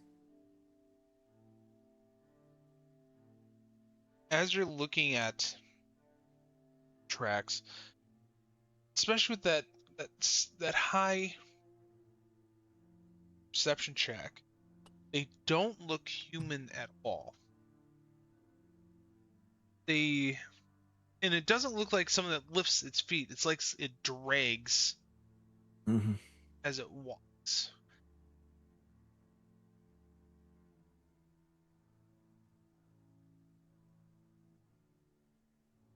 During you're looking, you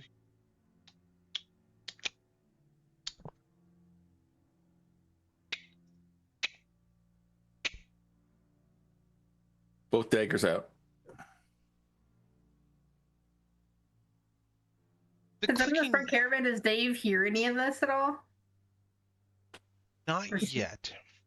In fact, Okay. the only reason why Gray hears it is that super high perception check. It's faint, but he's aware of it. As that happens,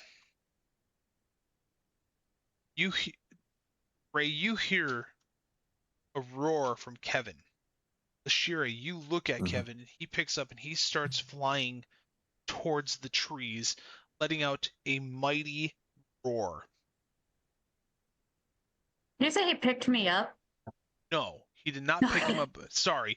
But you see him, like, he lifts up off the ground and starts flying towards the trees with a mighty roar. Dave, you're up in the first cart next to this lone human, and he whispers almost like in fear, I think it followed me.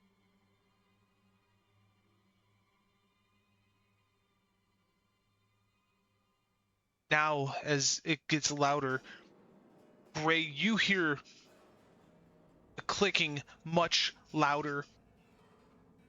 The caravan comes in. Dave, you start hearing the...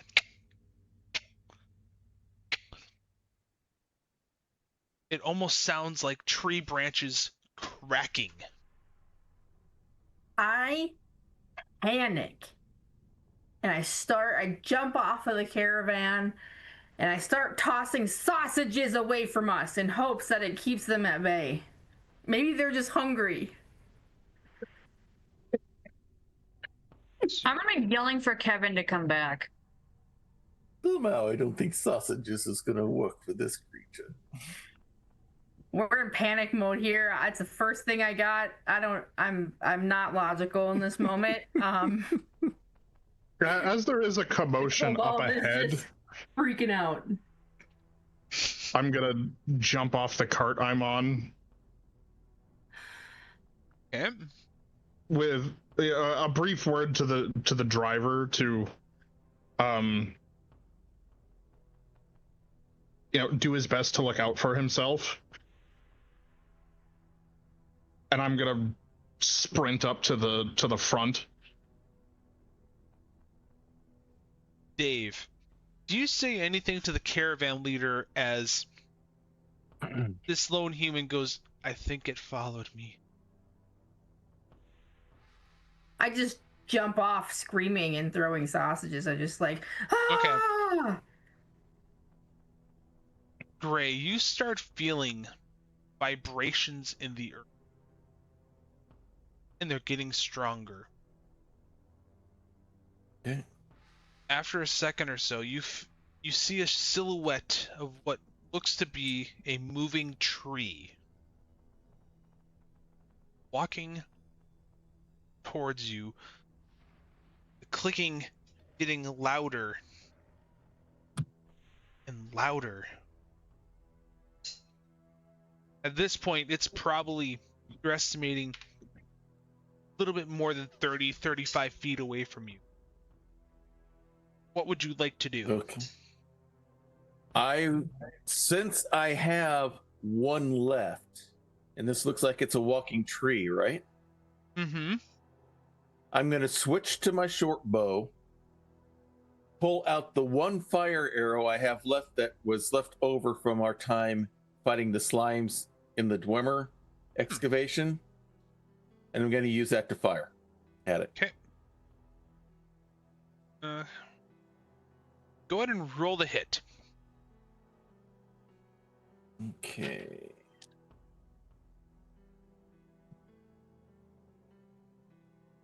Okay, that will be a 12. The arrow does not land. You see it hit the Trent where you aimed. It lights up the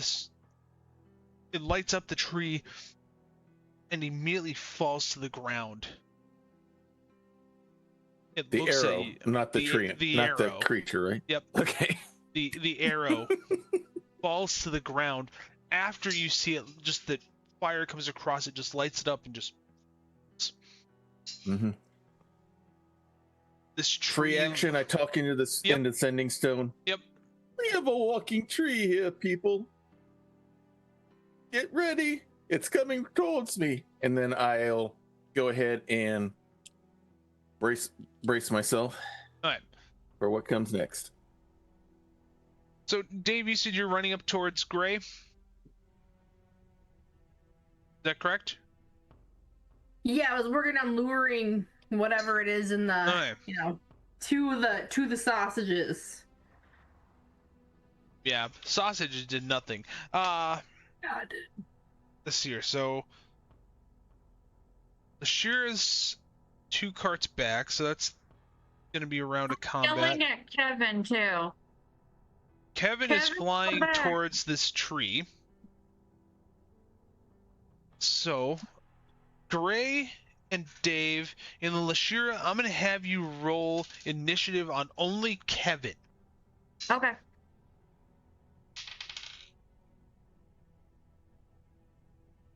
Oh, jeez. Does he have a plus on his initiatives? It'd be his dexterity modifier.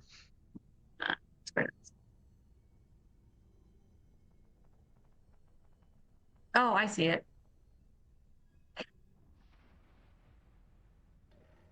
Okay, Gray, what did you roll?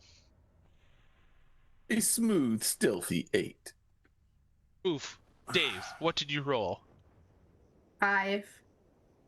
Oof. Kevin, 22. a 22. He is ready. All right. So, To be honest, I was having to was reaching for that shot the old arrow. Now I'm reaching for the regular ones and all that, so it's going to slow me down and getting going. So it makes sense. I got an I'll 11, by the way. all right. As I pull people in, Salty got an 11. Did you need me to roll? Yeah. So this year, Salty will come in on the 3rd round of combat, just for the difference. Zeph, you're on the 3rd cart, so I'll have you also come in at 3rd round. Okay, I did start sprinting up there already. Yep, I that's mean, all right. yeah. So Zeph, what did you roll for initiative? 4. Gosh, Yeah. and this year, Let's get the low rolls out of the way now. Yep. High rolls for the attack. I mean, my brand new dice are rolling high. Sure. What did you roll for combat? I got a 10. Okay, and you'll be coming in on the 2nd round. Okay, so this will be fun. I gotta get everything. So we got Kevin, Tree, Ray, Dave, 1st round. Then I'll come in with Lashira.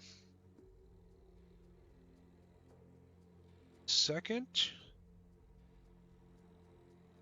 Salt.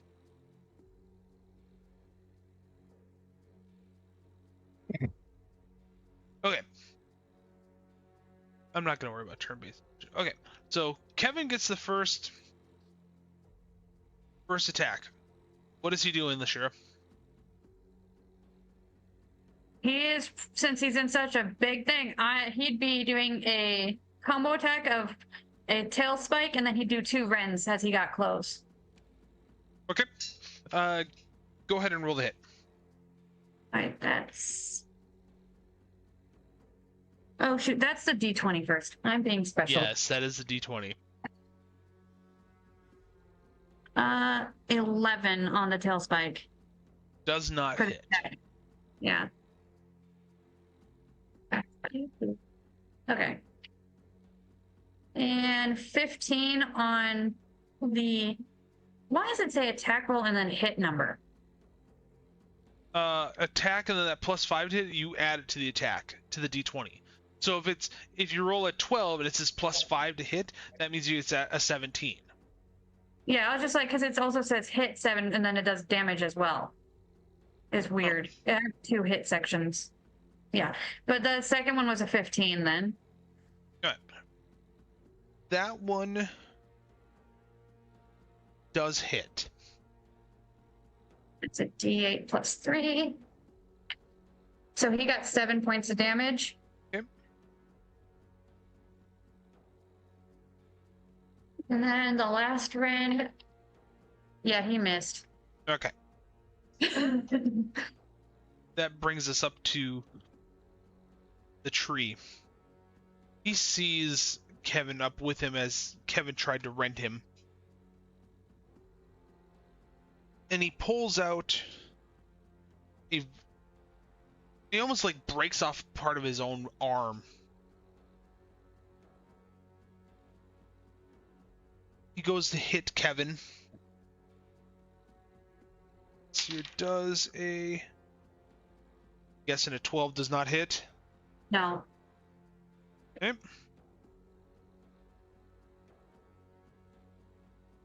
Let's do this route.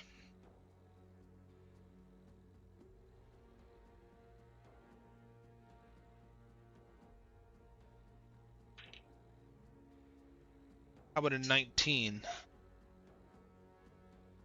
Yeah, that one hits. Okay. So, 6s here. 1, 2 plus 3, 7 plus... For a total of 10 points of damage to Kevin. And with Kevin being now within 10 feet, He takes 2 points of cold damage. Yep. Gray, you are up. All right. Bow And out. You are about 30 feet away from him. Okay, I'm going to use the short bow. Gonna stay where I am. Yep. Take advantage of that with Kevin there next to him so I can get sneak attack damage as well. Okay.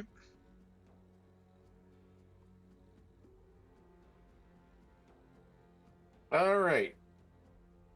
I would assume let's see, what's my bonus again? I would assume a 24 hits. Oh yeah, that hits. All right, 2 points. Okay, 2 plus 3. That'd be 5 points of piercing, and an additional 10 points of piercing from the sneak attack. Okay. Any bonus action reaction or any bonus action or movement you want to take? Let's see. No, I'm gonna stay pat where I'm at. Okay. Hold off on using skirmisher in case I need to as a reaction. Hi, Mr. Dave. As you are running into the combat, where are you at right now? Guessing right there. Are you running towards Gray? Where were you running? I'm gonna be running towards the tree. Okay, so you're running towards the tree, Mm-hmm. and you got what, 25 feet of movement? So you get to about here-ish? I have 30. You have 30. Okay. There. Okay.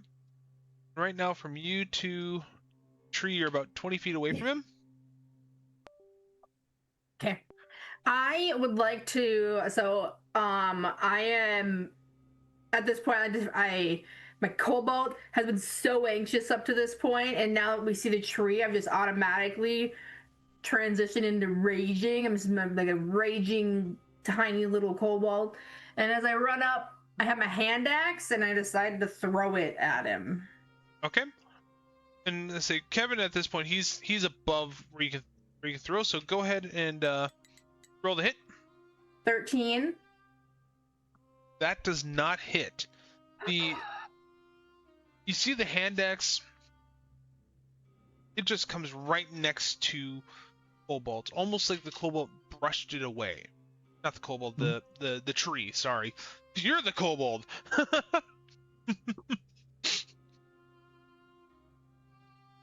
Any other bonus action that you're able to take? Oh wait, you already raged, and that's your bonus action. Yep, I raged. Okay.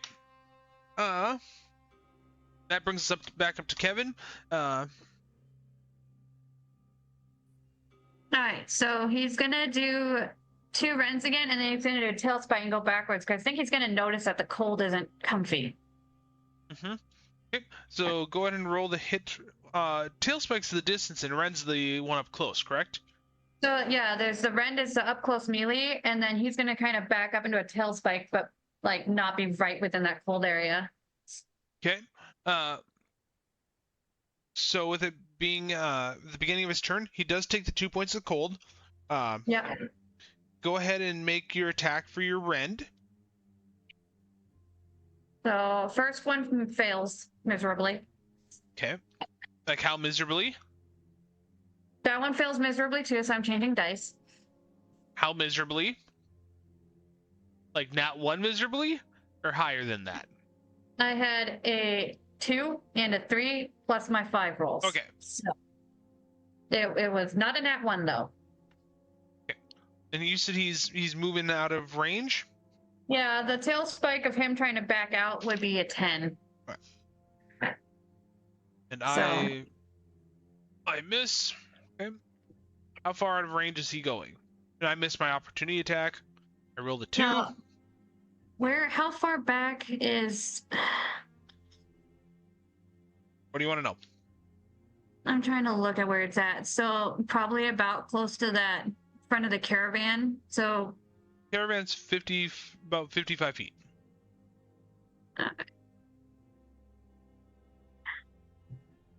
Yeah, because how close would I be at this point if I'm joining on the next turns? So this is the second round of combat, so you would be joining. You'd be coming in about here. So I would say he's backing up to there because I'm going to be calling him to come by me. We got this. Okay.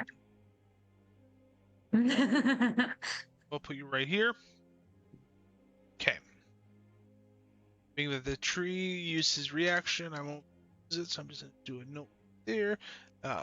Comes time for the tree. No one is within. Let's see here. How close is Dave to the tree? He's not even within About 20 20. feet. Let's see. Do I have anything else?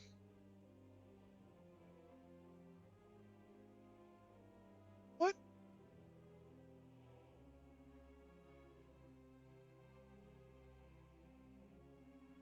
He starts clicking.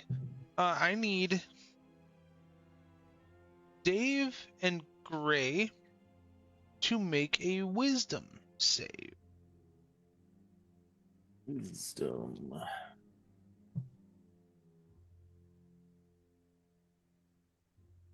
Dirty 20. Okay. Dave, Oh, Dave. what did you roll? On a wisdom save? Sorry. 22. A 22? Yep. Lucky. Well, the good news is you passed. The really good news is you're immune from being frightened for the next 24 hours. Ooh, that comes in handy. Yeah. Dang it, I thought I set that high Especially enough. for a barbarian. Especially for a barbarian like you. Mm-hmm. Okay. I'm angry and afraid.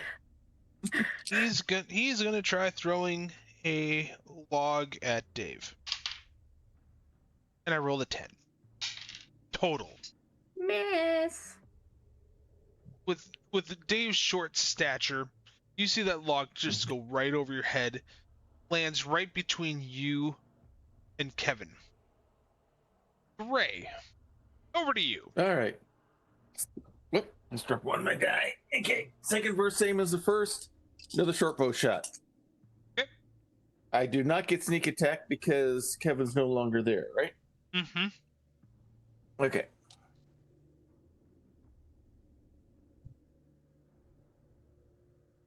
All right. A 22. Oh, that hits. That you hit him dang near center mass. Go and roll your damage. For 8 points of damage. What type? Piercing. Okay.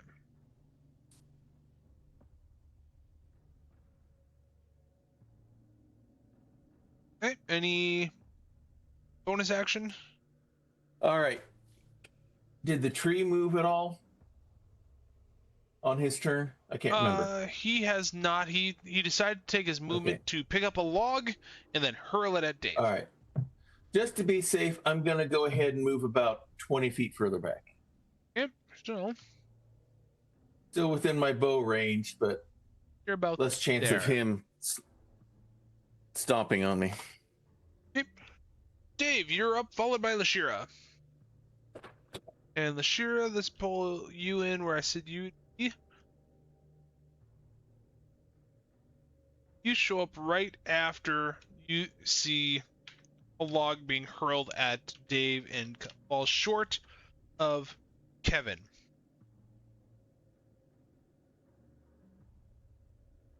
All right. I would, with his miss, I kind of go like, na na na na boo boo. And I would like to run up to him and grab on with both my arms, both my legs, and my hidden kobold tail, to his lowest branches. And Okay. I want to grapple him so that he can't move.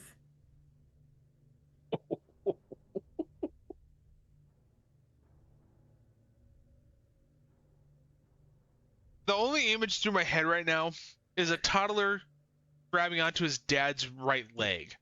That is the image The exact thought that went through my head. Oh. Andre the Giant versus a midget wrestler. Um, Hey, it's gonna still work, okay? I got enough limbs and a tail. I could be like a little knot in his feet. Yeah. You in your full bore running up to this tree, you get up to him and you go to grapple him. Your arms go around one leg only, and your head's not even barely to where you assume his waist is. Okay, but like, is there any other tinier things that I can grab on? I'm looking at grabbing on the little ones. Not like a whole leg. I just want like a piece of a leg, a big toe. Okay. You know. maybe As the you pinky run up toe, to I him- don't know. Don't say it. Don't. This is what you see. Okay? Oh, this was a bad decision. I did not see that far away, so.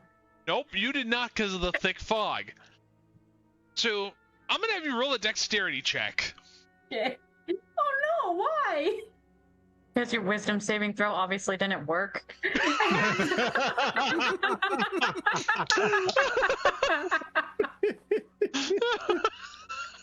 that was a perfect diss. That was a 6. Oh, well timed. And I have 0 dexterity, so which is Welcome to up the to club. -1. You go to grab on to the tree. He looks down and he Oh, no. shakes you right off, and you go flying to about here. Which is roughly, pretty much you made 3 feet of forward movement. No, I stand up and I just like brush myself off, like the audacity. And I back away. I disengage, so I back Well, away. So this year you use 20 I feet of had movement. 10 feet left, so I would like to back away 10 You feet. can get to about here. Okay. Lashira, you're up. All right, I have my bow out. I'm gonna shoot at him.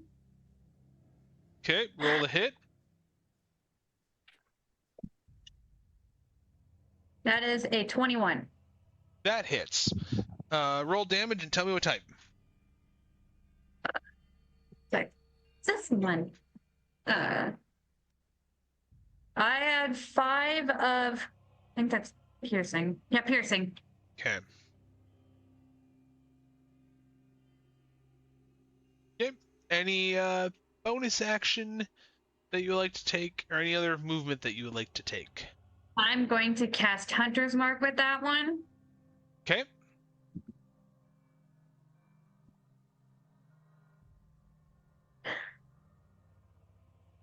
I think that's it, because that doesn't start attacking until next time then.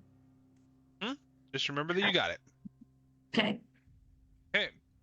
That brings us back up to Kevin, and this round Salty and Zeph will be coming in. Salty, and then so what I'll do is I'm just gonna.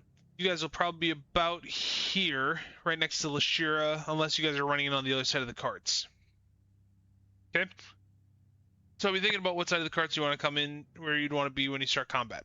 So, Kevin, what's he doing? He's going to do 3 of the tail spikes. Okay. Roll 3 at the same time to see if any of them hit. Okay. 3 dice. 3 d20s? Well, that's right. You bought a couple at Dragon Forge. Yeah. So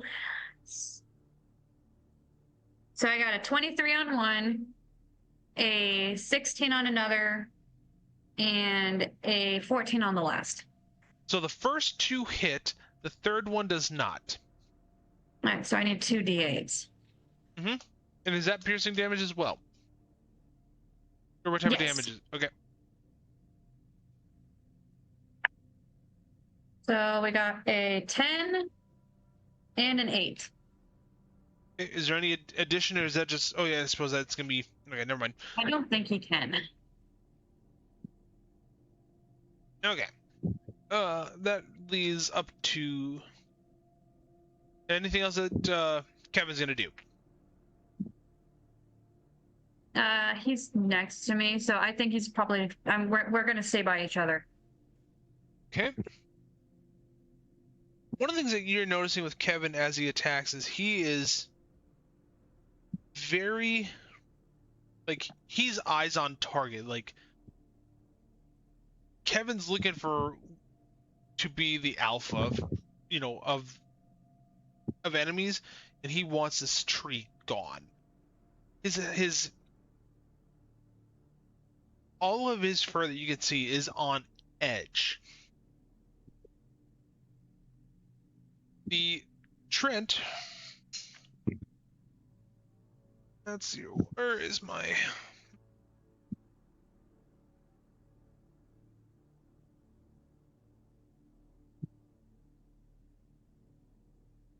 route? Yeah, he's just gonna do that.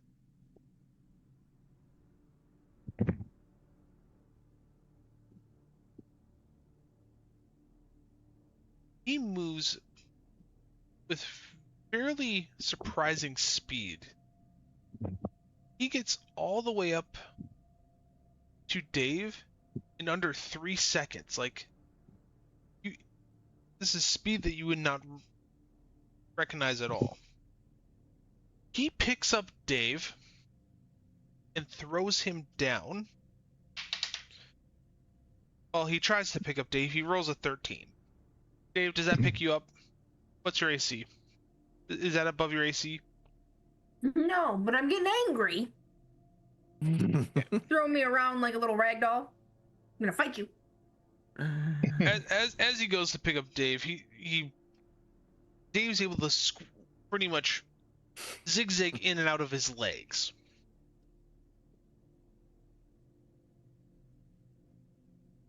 Bray, as you're seeing this, what are you doing?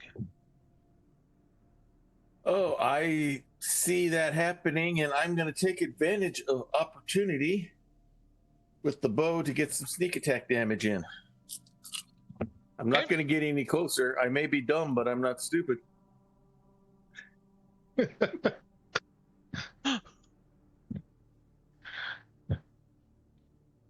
Intelligence. Almost Roger Rabbit.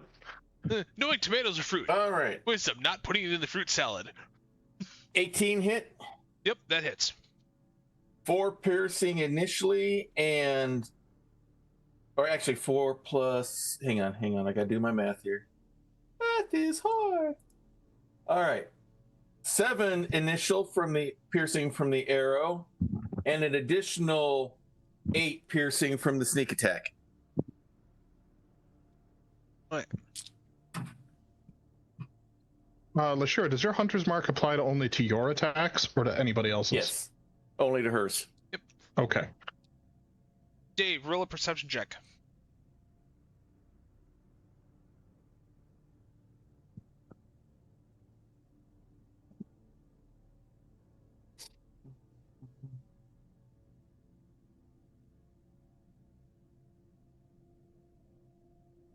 Is that just a D20? There's an actual D20. perception.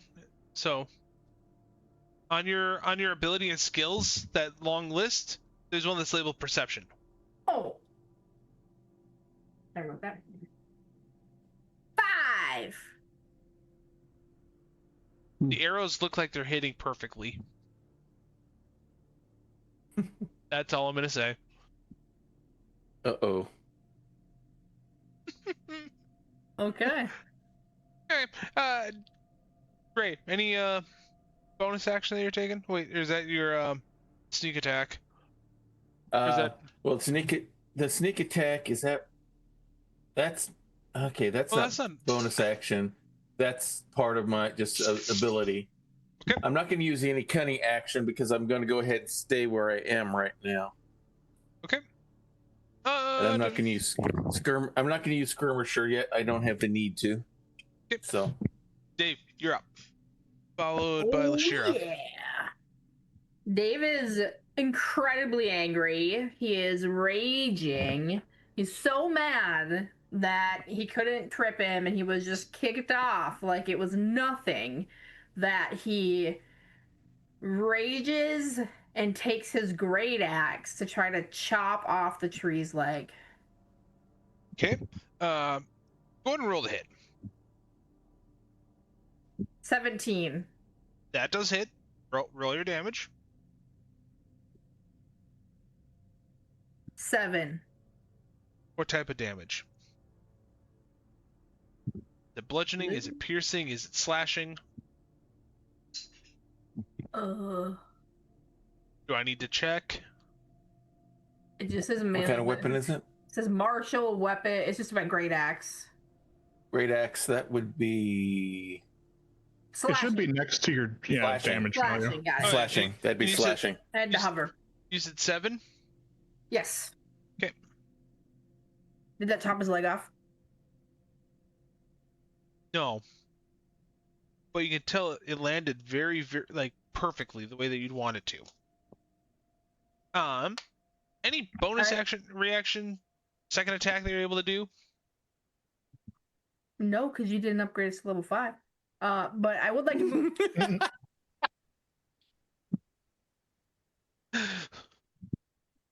Lashira and Dave, all day long today, in my TV room, were talking about how they wanted to be level 5 and why. And that's Yes. the reason why I put that thing in the chat saying no. What's on level 5? I can make 2 attacks. So, no, I'll tell you a terrible secret. I'm level 4 now. I would like to move away from the tree. Okay. I should have 30 feet of movement. So, Are you sure you want to move away? when I moved away last time, nothing happened. Okay. You were thrown last time. That is true. I was 17 feet. So And I guess I don't know. Because he threw you, he didn't get an opportunity attack. Whereas now he would. So how confident are you that you won't get hit? Yeah. Can I 'Cause move I by think- climbing the tree? Climbing, you could use up to half your movement. You could climb up to 15 feet. Okay. Can you get closer to the tree so I can see if it's doable? It's a tree. It's doable. Okay, I want to climb the tree. Okay. You want to climb the tree? Up as high as I can get. Be like Ant-Man and pulling stuff out from the inside. I want to see how tall he is, so give me a second. Just Shadow of the Colossus this. He's about 20 feet tall. So you'd be able to get to about here on him. Shoulders? Yep, Perfect. shoulders. Perfect. It'd be harder for him to get me. Okay. You got this, Frodo. You're gonna be that itch in the middle of the back that's super hard to reach. Oh no, it's the other two. I'm Pippin. gonna go pull one of his leaves. Okay, so about there. So you are about here on him. Okay. So you have climbed the tree. Hey. Thank you. Okay, Lashira. Excuse me. Followed by Salty and then Zeph. All right. So With all this armor, it slows me down. I'm gonna do the short bow attack. Okay. The 16 to hit. That does hit. Okay, a d6. Oh, by the way, Dave, before I forget, 2 points of cold damage because of how close you are to the tree. That's 8 points of damage. And that's piercing, correct? Yep. And then another, like, see if there's a plus on that. And then 3 points of force damage. 3 points of force damage. Okay, what does the force damage do? My Does it- hunter's mark. Does it move him backwards?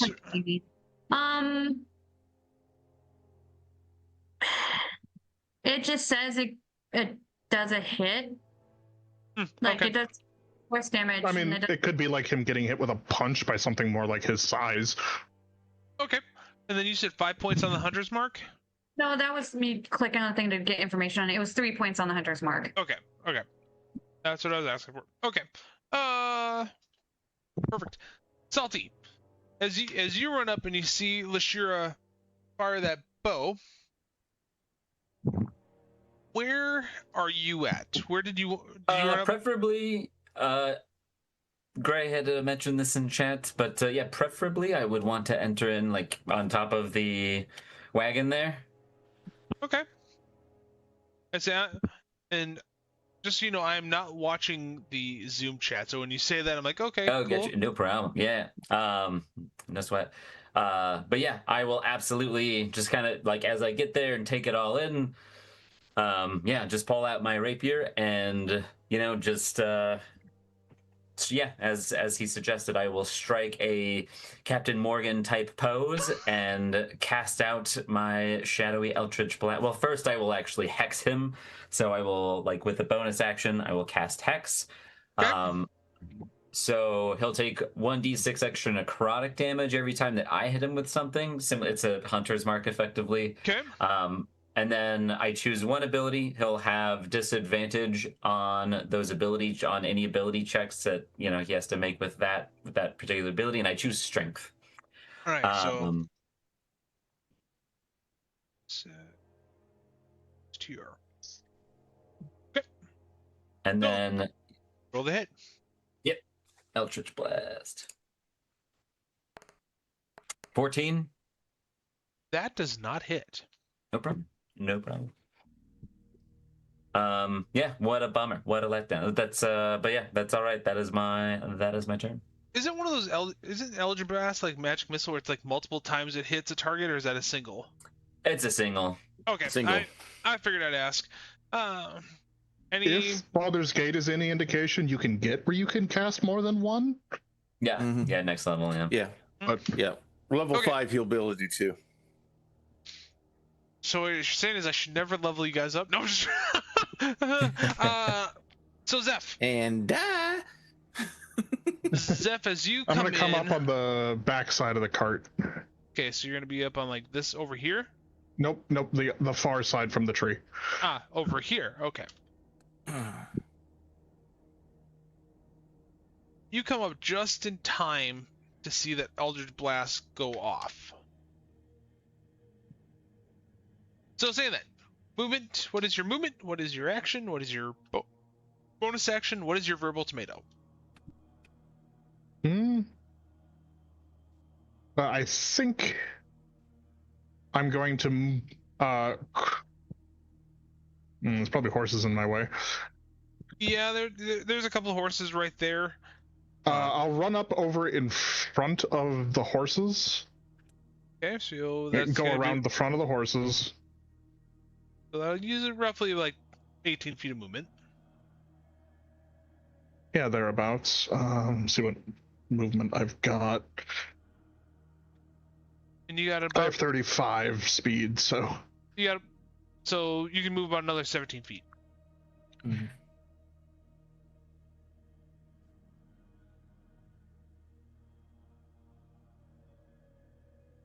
So you've done 18 so far. yeah. I would like.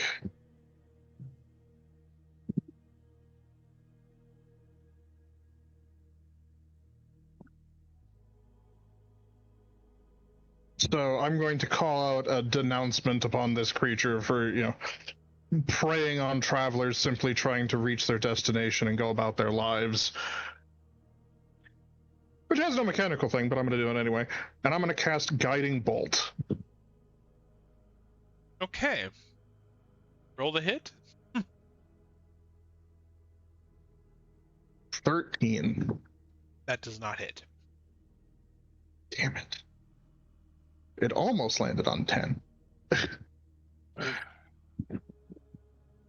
Let's see, what have I got for bonus actions real quick here? Goodness will tell me now.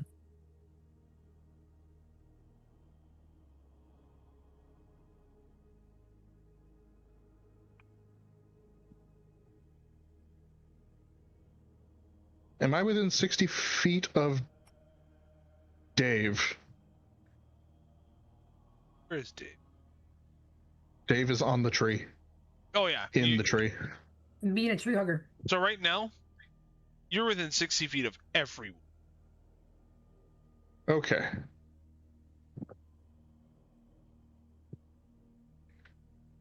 So. Spells.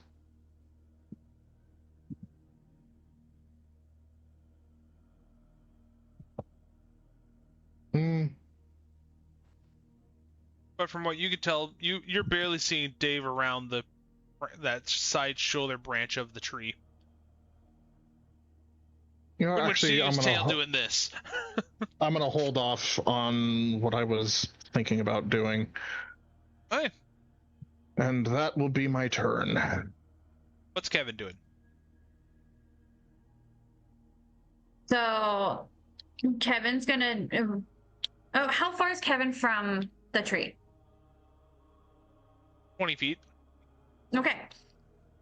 Kevin is going to swoop in and do a couple rends, and then also back up again and do a tail spike on the way back. Are you sure you want to do that? You know what? I'm gonna have him do 3 rends on it.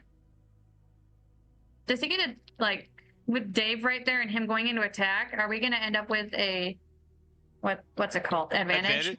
Yes, he would have advantage on anything in technically, all you guys now have advantage on melee attacks or any attack because Dave's causing chaos. Well, should I on have had the shoulder. advantage on that? You know what? Go ahead.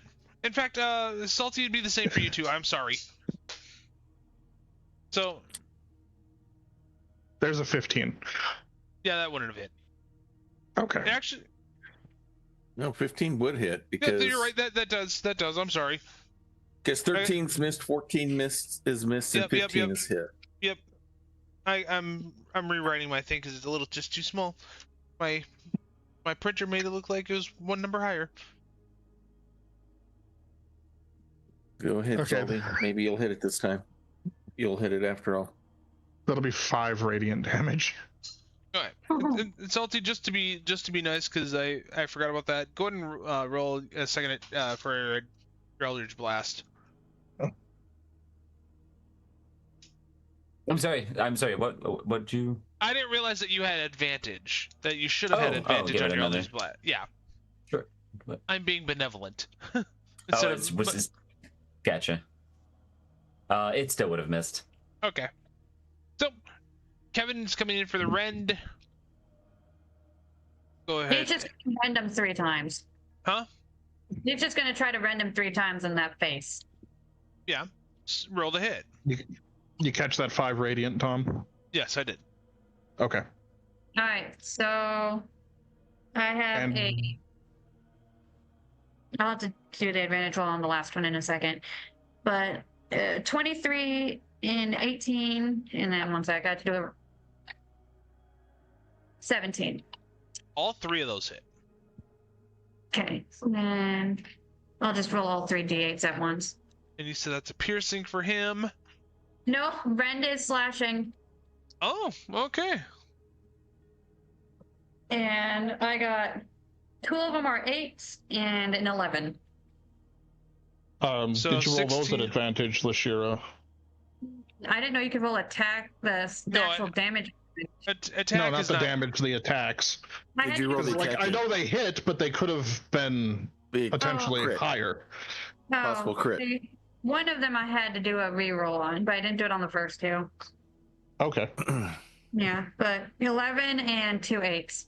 So it's 27 points of total damage. Okay.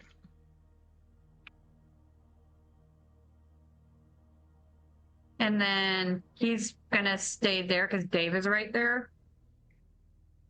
Okay. And we shall see how that goes. Okay. That brings us up to the tree's turn. Now let's do this. So you have Dave on the shoulder behind the tree. You got Kevin in front. Okay. He's gonna try to reach to get Dave, but he cannot quite get to this point. So he's gonna start shaking violently, trying to get you off. As stupid strength disadvantage. I rolled a 4 trying to shake Dave off. I had a 15. Thanks. Good move, Salty. Good move, Good move, Salty. Sully. Mhm. So, Davis, he's trying to shake you off, not quite strong enough. The image going through my head, are you just going, wee? Is that what's going through? Yeah, as I'm he- hanging on with my arms, through my tail in there, and yeah, I'm just like, I just thinking in my head like he ain't gonna shake me off. Rhydum Kobold. Io Silver. Oh wait. So that is the attack. The action that Trent's doing is he's just trying to shake Dave off, utterly failing. Great. It is your turn, and you see a Trent shaking as hard as he can. All right. Question: how far away am I from the tree right now? 35 feet. Okay.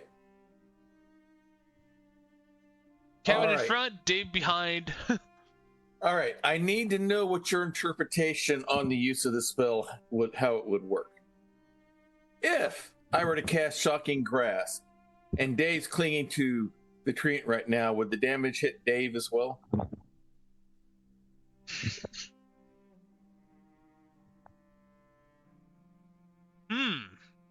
Does Dave have metal gloves on? Yeah. What kind of armor does Dave have? If he's a true barbarian, he shouldn't be wearing armor. Yeah, that's what I'm No. thinking. He shouldn't. Wood's He not- should be. Yeah. Terribly conductive. Yeah, wood isn't terribly Yeah. conductive. If it was Doesn't ground. like metal, the wood's gonna try to bring it to ground, so it would not hit Dave using typical laws of physics. Okay. All right. Then I want to do a quick observation, if I can. Can I tell if my arrows hitting him are actually doing anything to him at all, other than just sticking into him? I.e., am I doing damage, or is it like shooting into a target and they're just sitting there and not doing Roll anything? perception. Can I tell? You just with you asking us the type of damage has got me suspicious, metal. roll perception. 19. You can see the arrows like halfway into the tree, like they're barely with the tip. Okay. So I'm not real. Okay. I'm going to go ahead and take the chance anyway. I'm going to move forward to the tree. Okay. Then I'm So- going to try to hit. Do Shocking Grasp. Oh come on, that's supposed to be a little bit bigger. Okay. So go ahead and roll the hit with advantage. Okay.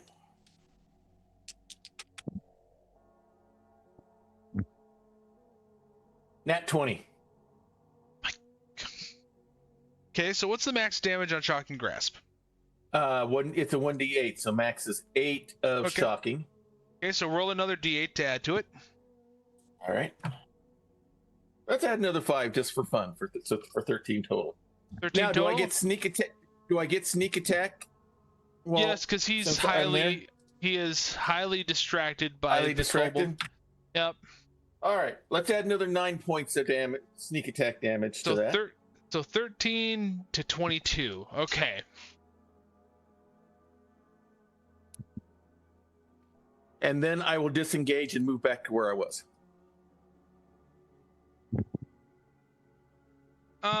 So you took 35 feet of movement getting up there. How much Okay, movement then. do you? Oh, I've got 30. Okay, I'll give you the. I'll say that you just disengaged, so you're not in combat. Okay, sounds good. I'll take that. Dave, Just so I can avoid him trying to get an attack on me, trying to get away from him. But I'll take that. I'll Okay. take the disengage. Dave, you're up. All right. So, as Dave's hanging on there, he is going to. So I'm gonna let's see. First, I'm going to initiate my frenzy. That allows me to have an extra melee attack on my next turn. So that would Okay. be my bonus action in this case. And then my action is I want to recklessly attack. So I'm going to hit him with my great axe, and the reckless attack just gives me advantage. Which you already had. Oh, I already have. You already have that because the Because magic he's wars. flanked. Oh, Yep. because he's flanked. Oh, okay. So then I don't need to. Then I won't use Yeah. my reckless attack then. Yeah, save it for another attack whenever your Yeah. Manticore friend is not there. Yeah, because this way he also doesn't get advantage back on you. Oh yeah. Yeah. By the way, take 2 Right. points of cold damage because you started your turn with on him. Ah, okay. Okay, 2 points cold damage. All right, adjusting. I've already used. Okay. All right, got a new plan. I already used my friend's name. So yeah, I'm just gonna hit him with my great axe. Roll the Gives hit. me the most damage. So Chop chop. chop chop. 23. That hits. Does that hit or Just a little bit. 16. How does that look as you're trying to hit this Trent with 16 points of damage? As you nail that blow, what does that look like? Well, my tail is incredibly, strong. And so as I'm like hanging on with my tail and I got my feet wrapped around another limb, I'm able to pull my great axe out with both my hands and just get him right in the shoulder. When you nail him in that shoulder, you're not sure if it's a major artery, major limb. You feel the Trent start falling. Now the question is, does he fall forward or backward? I'm gonna roll a d20.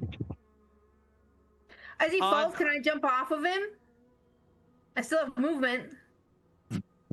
Dang it! I was about to say I'm next in line and I have the telekinetic shove stuff. I can pull him the correct direction. Or if he falls forward, I'd like to jump onto the manticore. No, I don't. I don't like Dave right. I don't like Kevin right now. I just want to jump off of him. Never mind. I'm like, Kevin said no. Okay, well, I'll end up dead. doesn't matter then which direction he falls because you jump off. That makes me sad. Oh no, I just Can I tell if Dave is going to land safely from this jump? That's your. Dave, make a dexterity check. Yeah. Oh, why, my friend? Don't have to. I want to use my reaction to cast Featherfall. You guys are no fun. 7. He, even though Dave rolls a 7, Zephyr makes that feather fall. Dave just does this and he lands like Mary Poppins out of the movie, with the war axe going la. Great coat all over the place. As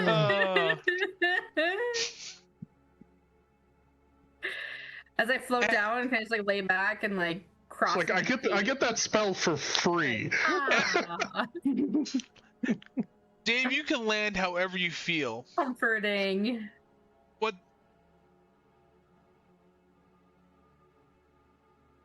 With gosh. Sorry.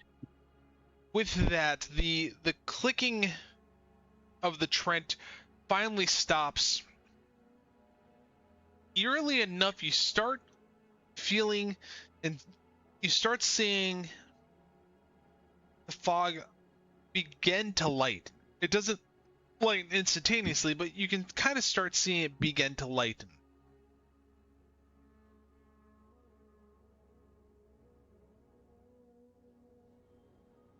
What are you guys doing? Go ahead, Zeph. Like I'll mumble something about fascinating as I feel the fog starting to lift, but then I'll call out, "Is anyone in need of healing?"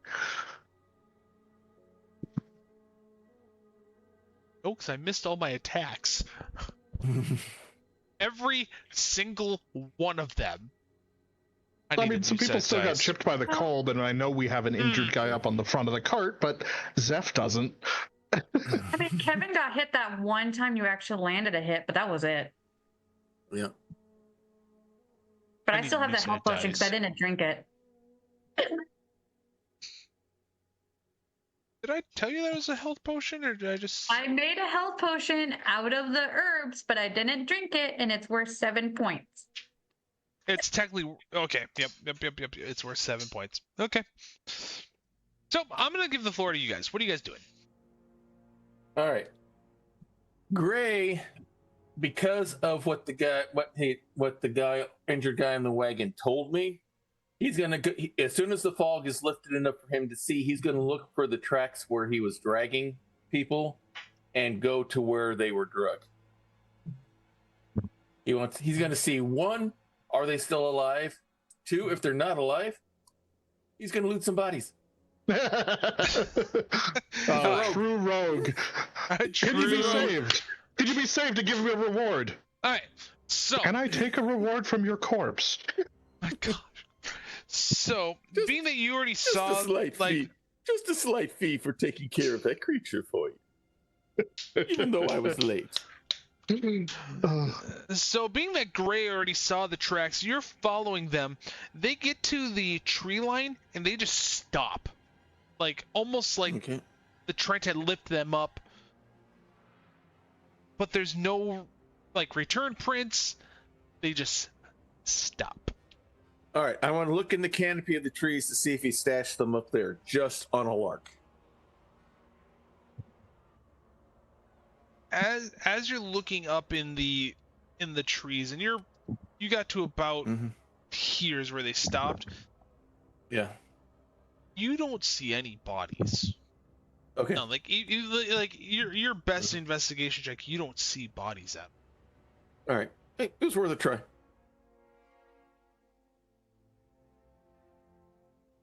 Okay. It takes you about 5-10 seconds to get back to the group. What is the rest of the group doing?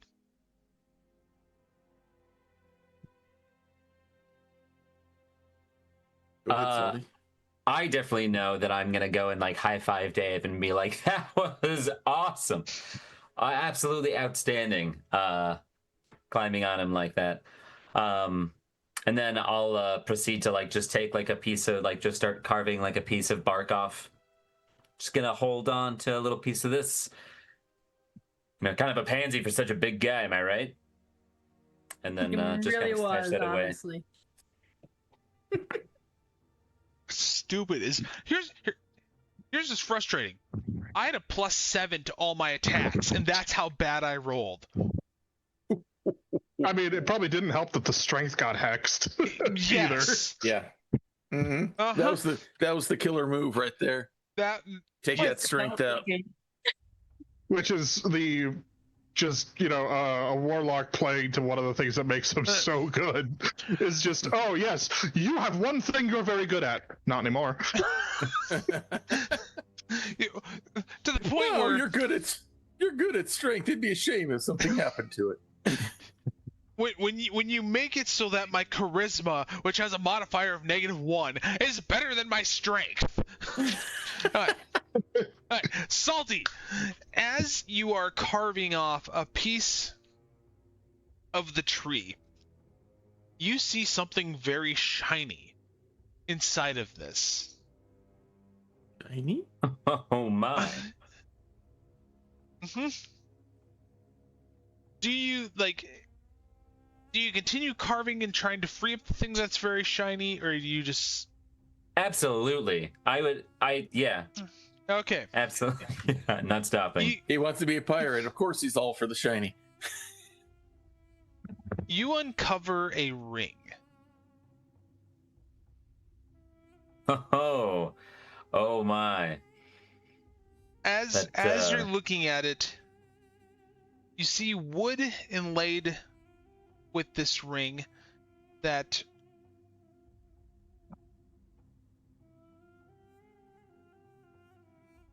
it matches that of the tree. It almost pulses. Really? I hold it in the palm of my hand and like it pulses, like I kind of like, touch it. Just kind of poke it a bit. But it is the gold that has the wood inlaid in it is beautiful. Awesome. Anyone else doing anything? Is anybody going to inform me about the injured guy? Oh, Zephyrin, we do have... Before this happened, I walked upon a guy who's not doing too well up on the wagon. He might need your expert assistance. Okay, I'll go look him over. Now, you go, Lashira. Yeah, Kevin actually did get damaged, so I'm gonna be checking him over. So. or that was Dave. I'm sorry, I mixed up your voices. My bad. No worries. We're family. Dave, he feels very satisfied that he got the final hit, and but he's still holding on a little bit from the initial like kickoff, you know. So I want to go up to the tree and start carving off one of the twigs. You know, grabbing a leaf just for my own trophy's sake, because you know, I'm bitter. So. Dave, as you start breaking off a leaf and a piece of the branch, you find a frozen hand. What is this? And then, as I look at it, I'm a little freaked out but curious, so I take off another tree branch. Well, as you're pulling off the hand of the tree branch, it's attached to a page with the words, "It's not a tree." And so, who's sitting next to me? Is that Salty? I would certainly be there. It's gray, Salty, but now look at this. The hand's frozen. At this time, I would be checking out the trail and all that, so it'd be someone besides me nearest to you. Yep. You got Gray with you. You got Salty with you. I'm assuming Guys, this is all look at happening this.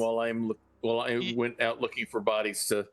Yeah, the ring happened while you were Steal looking from. for bodies. You came back as Dave pulls off the frozen hand with a page from a diary that says, "It's not a tree."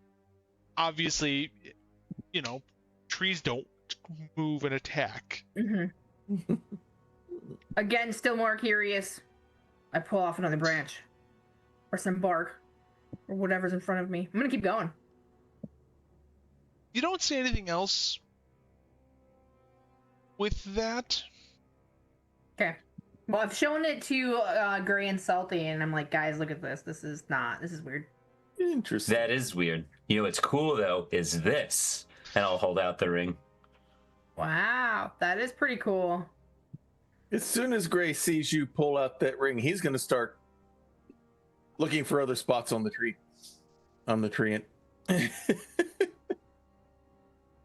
As you guys are like looking around the tree, it's letting off like a cold essence to it.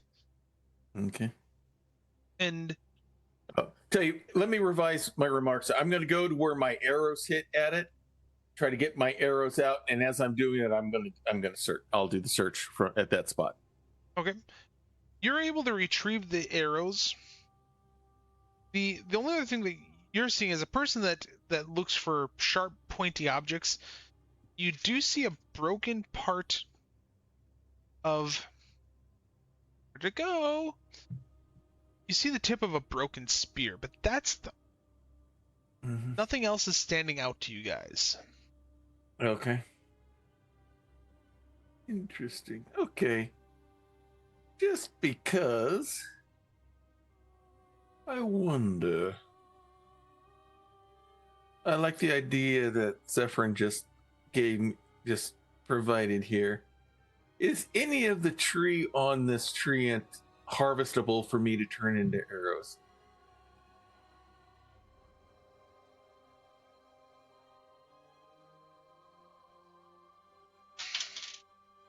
You're able to find 3 branches that are hard enough and straight enough to be used as arrows.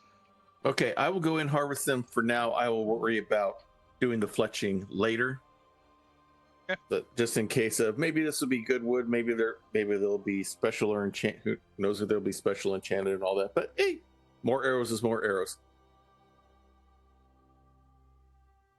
Let's see here. Where's my chat?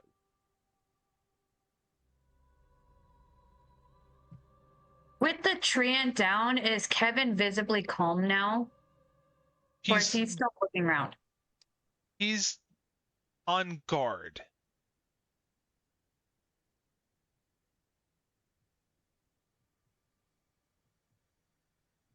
And our wounded road guard, is he still in a state of mostly dead, somewhat alive, or has he succumbed to his injuries in the meantime? He is he's fading in and out of consciousness, just repeating the trees, it followed me.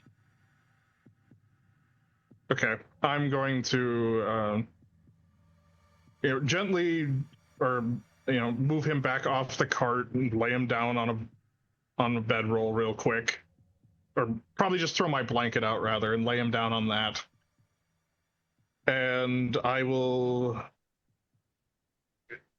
cast Cure Wounds on him. Okay. Being that he doesn't have much for HP, how much would you heal him for? 18. Oh yeah, that brings him up pretty much to full health. As you cast that, he lets out an audible gasp. And he's like, is it dead? What happened? Am I okay? A gentle, forceful hand on his shoulder to keep him from like sitting up and just like hurting himself. Because I mean, I just fixed a bunch of broken ribs and his armor is still smashed. Just stay laying down. It says, it would appear we got it, friend. Strange, enchanted treant. He is audibly just like trying to gasp, where you can definitely tell he got hurt and injured. And he goes, thank you for saving me. Thank you for your warning. I have never seen such monstrosity. And he takes off his road warden badge from his shoulder, rips it off, and he goes, take this. If you ever make it up to Neverwinter, it'll give you favor with any of the officials.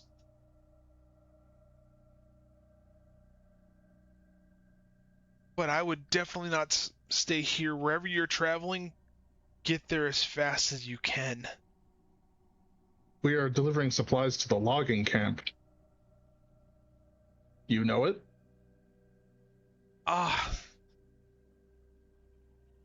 You're about 40 miles from there, about another day's journey. I worry with angry trees in the area, they would be drawing some unwanted attention. Be careful during your journeys. About 2 or 3 nights ago, I saw something white, something large, flying through the cloud.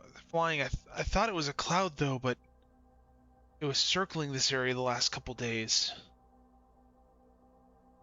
Like almost like a sudden dour expression, and like the lightning on my skin will like flash a little bit, almost like a distant storm. And that would be the dragon that has recently moved into the region. I knew I wasn't crazy. And like I'll help him get his crushed chest plate off.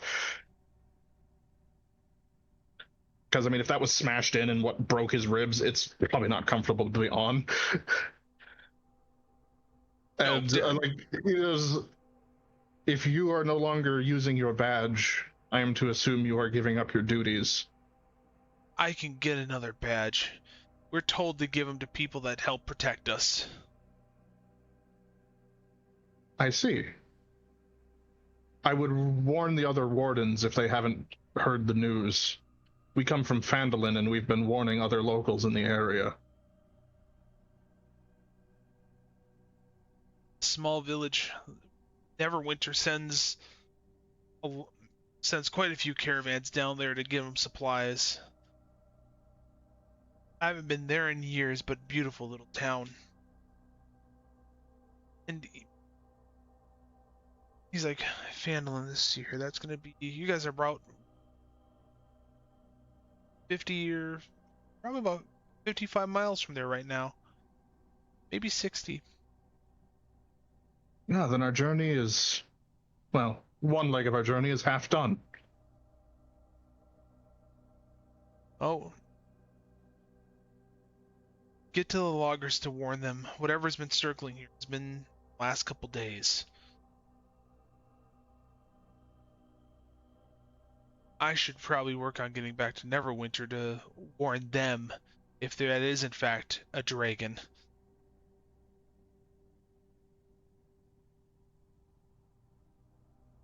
I securely tuck away the badge he handed me. Yep. Go ahead and And do you have any backup armaments? Your spear appears to be quite broken. I do not. Part of the reason why I need to get back to Neverwinter.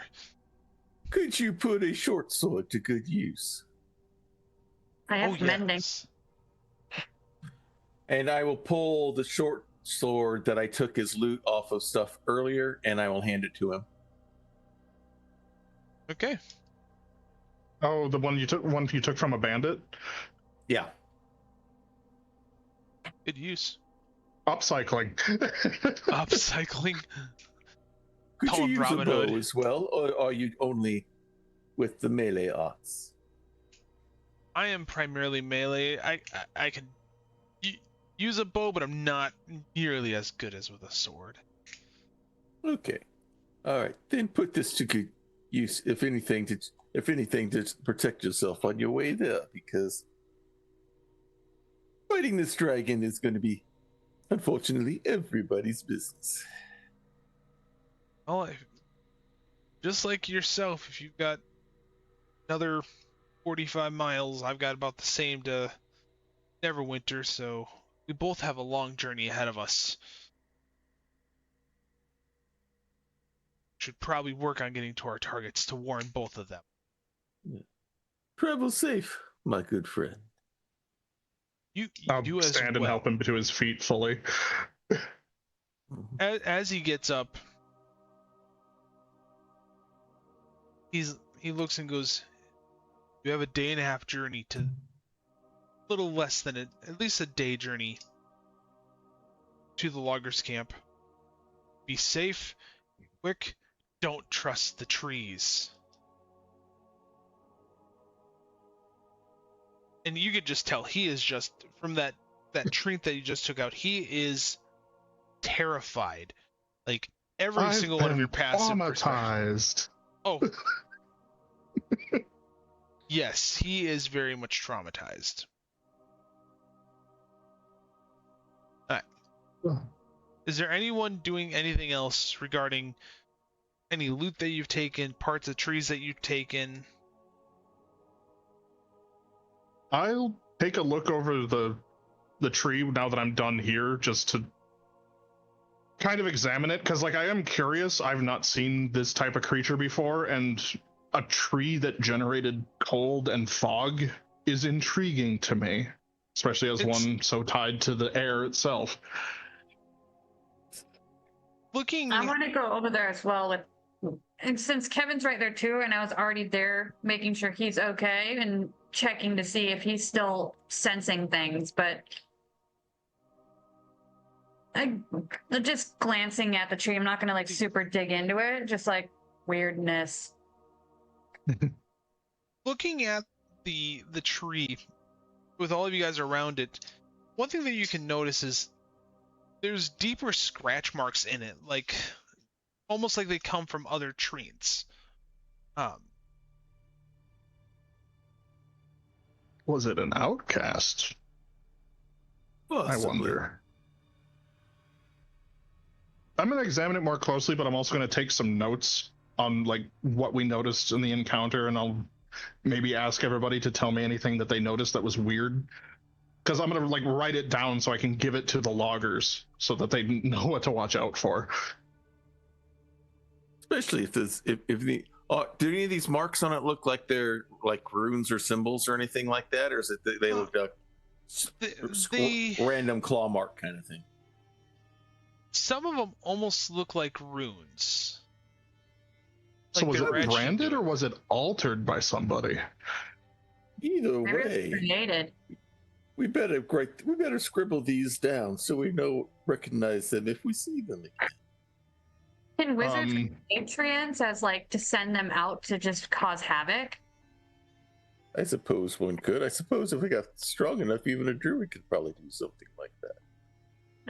I look into these runes and see what I might know about them. Roll an Arcana check.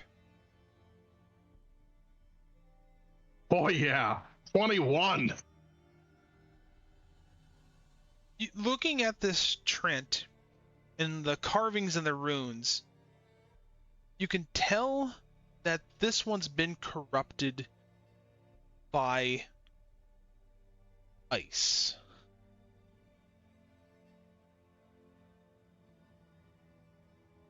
Is it the magic of mortals or the magic of a dragon? Am I able to tell that? Because I'm sure it's somewhat common knowledge that dragons are steeped in magic in various ways. This one you can't quite tell with the runes, but everything that you've touched definitely gives out an ice to a cold. You're guessing with probably 70-ish% surety that it's probably been corrupted by an ice dragon. Yeah, right. Dragon's not meant to be here, and it's already screwing with the environment. Mm-hmm. With that, let's go into Stars and Wishes. Oh, it is about that time. Wow. It is. Time flies when you're having fun. And time's fun when you're having flies. Let's go. Gray, let's start with you today. Because I can. All right. Mine has to go to our very nimble kobold making that move to climb the tree. That was great. That was clever. It was great. And getting that felling blow right between the shoulder blades on it. Masterclass. Beautiful. Any wishes, Dave, or you're Gray, or are you just enjoying the ride? Wishes is probably right now. Right now, he wishes he knew more about dragons than he does, but that's not going to come here nor there. That wishes, any further wishes now is the wish to try to get us to the destination as quick as we can, because he was suspicious before about what the shadow was that Zephyrin saw, and now he's even more convinced of what it actually was flying over us. And he doesn't like something that big and that strong and that powerful flying over him. Fair enough. No. Zeph. I did really love Dave doing the whole Shadow of Colossus, and it's like, oh, you're big and strong. Well, I'll just go where you can't hit me, and I can still hit you. Like, that was really good, but I really have to go with Gray this time, because knowing the character he's going for, the archetype he's built Gray around, my little sharp pointy things aren't doing the trick. Okay, time for the taser. How do you handle a little bit of, bottled lightning in my hand? Beautiful. So just run up and, the shocking grasp, and then just, combat roll backwards so it can't hit you. Any wishes? I'm still gonna hold on to my one for getting myself some heavier armor. Okay. I am yes, Dave is also a melee character, and we do have Kevin, but I mean, we're probably not ever gonna get some armor on Kevin that Kevin will willingly wear. And Dave, as a barbarian, is also not going to be wearing armor, and I feel like it'll be good to have somebody who can throw themselves in front of big things for the squishier people. And since, that's kind of what my character's already about, and I've already got the shield. Okay. Just fill in the role of, this walking, of being the tank, as it were. Awesome. Just lean as hard into cleric as I can. Mm-hmm. Nice. The cleric, the weird class, can either do tank, melee, DPS, or healing, and depending on the build, all three. No. Salty, stars and wishes. I am definitely going to go with the Dave situation, particularly the exchange leading up to it where, oh, you'll take an opportunity attack. Oh, well, I don't want to get crushed. So instead, can I just climb it? And, it turned into what it did. It was all excellent. I think for wishes, I think technically coming from my last one, my last one definitely got a little fulfilled, I guess, because I'm literally holding, loot that I was, getting really excited about. So, but that being said, I guess I'll just hold on to that. I'll just say, hey, yeah, more is better, and keep rolling with that. Okay. Dave. I'm gonna have to say the DM today. I feel like you just laid it out really well. The tree was creative, unexpected. You really want that level 5, don't you? How do you know? It's all tactics. Oh, I do agree though. Like, pretty good setup for like a horror monster. Yeah, definitely. Like they were saying earlier. Yeah. Mm-hmm. Also, level 5 would be really nice. That's my wish. Is level 5. So put a lot of effort into killing a tree. I think that gained some skill there. But Lashira. Dave for running up and hugging the tree. Idea. I can't get it out of my head. Any wishes? Ideas. Okay. I will say this. So last week I had a challenge rating of 6 on that big encounter with the 7 people. That should have been worth like a fair amount of XP. And this treat, which was technically a challenge rating of, I think that I built it up as a challenge rating 5. Go ahead and level up. You guys are going to be taking a long rest anyway. Okay. Letting you all know now, because I've predetermined everything I'm doing with this character based off of the YouTube site I took it from. I'm not going to be going level 5 rogue yet. I'm going to be taking a level multi-class. Nice. I'm taking a level of monk. So are you going to do like flurry? I'll put you this way. There's a guy on YouTube, Tulok the Barbarian. He shows how to create D&D characters off of all these different comic and booking pop star characters. This is his build for Nightwing out of DC nice. Comics. Very cool. I'm an evil night. I'm going to become an evil Nightwing. Awesome. That's it. Hence the name. Instead of Dick Grayson, it's Gray Dixon. So I leveled up mid-session earlier, and I picked up. Because I didn't realize I started Zeph at the wrong level. So that was for me to fix Zeph because I started him lower than I meant to. So I went up to 4, and I picked up the healer feat. So if I have a healing kit, I can heal people within 5 feet of me as a utilize action, and I get to roll your hit die to heal you. Oh, and it gets added to my proficiency bonus for healing. And if I ever roll a 1 on healing from either my battle medic, which I just listed, or any of my spells, I can re-roll it. So next session coming ready to be level 5, and we're actually going to start. In short, they're going to travel up to the 70-mile mark, and they're going to set up camp. So you guys are going to start after a long rest. The caravans, they're moving with a hurry. They want to get away from this creepy, fogged out area. They're coming to an area where it's no longer foggy, and that's where you guys are going to start with. Okay? Nice. And we're going to go ahead and raid into Sparkles Mandy. She's working at trying to become a Twitch partner. And we want to help support her with that because I believe she helped support Disorderly Dice get our partnership. And we will see everyone in 2 weeks. Next Wednesday, the 8th, Age of Ashen Scale will be streaming. They are now streaming alternate Wednesdays of us streaming over here. So we hope you guys have a fantastic Independence Day holiday this upcoming Saturday. Make sure that you keep all 10 fingers, all 10 toes, and have some safe holidays. Awesome. And let's go ahead and end stream over here. Thanks.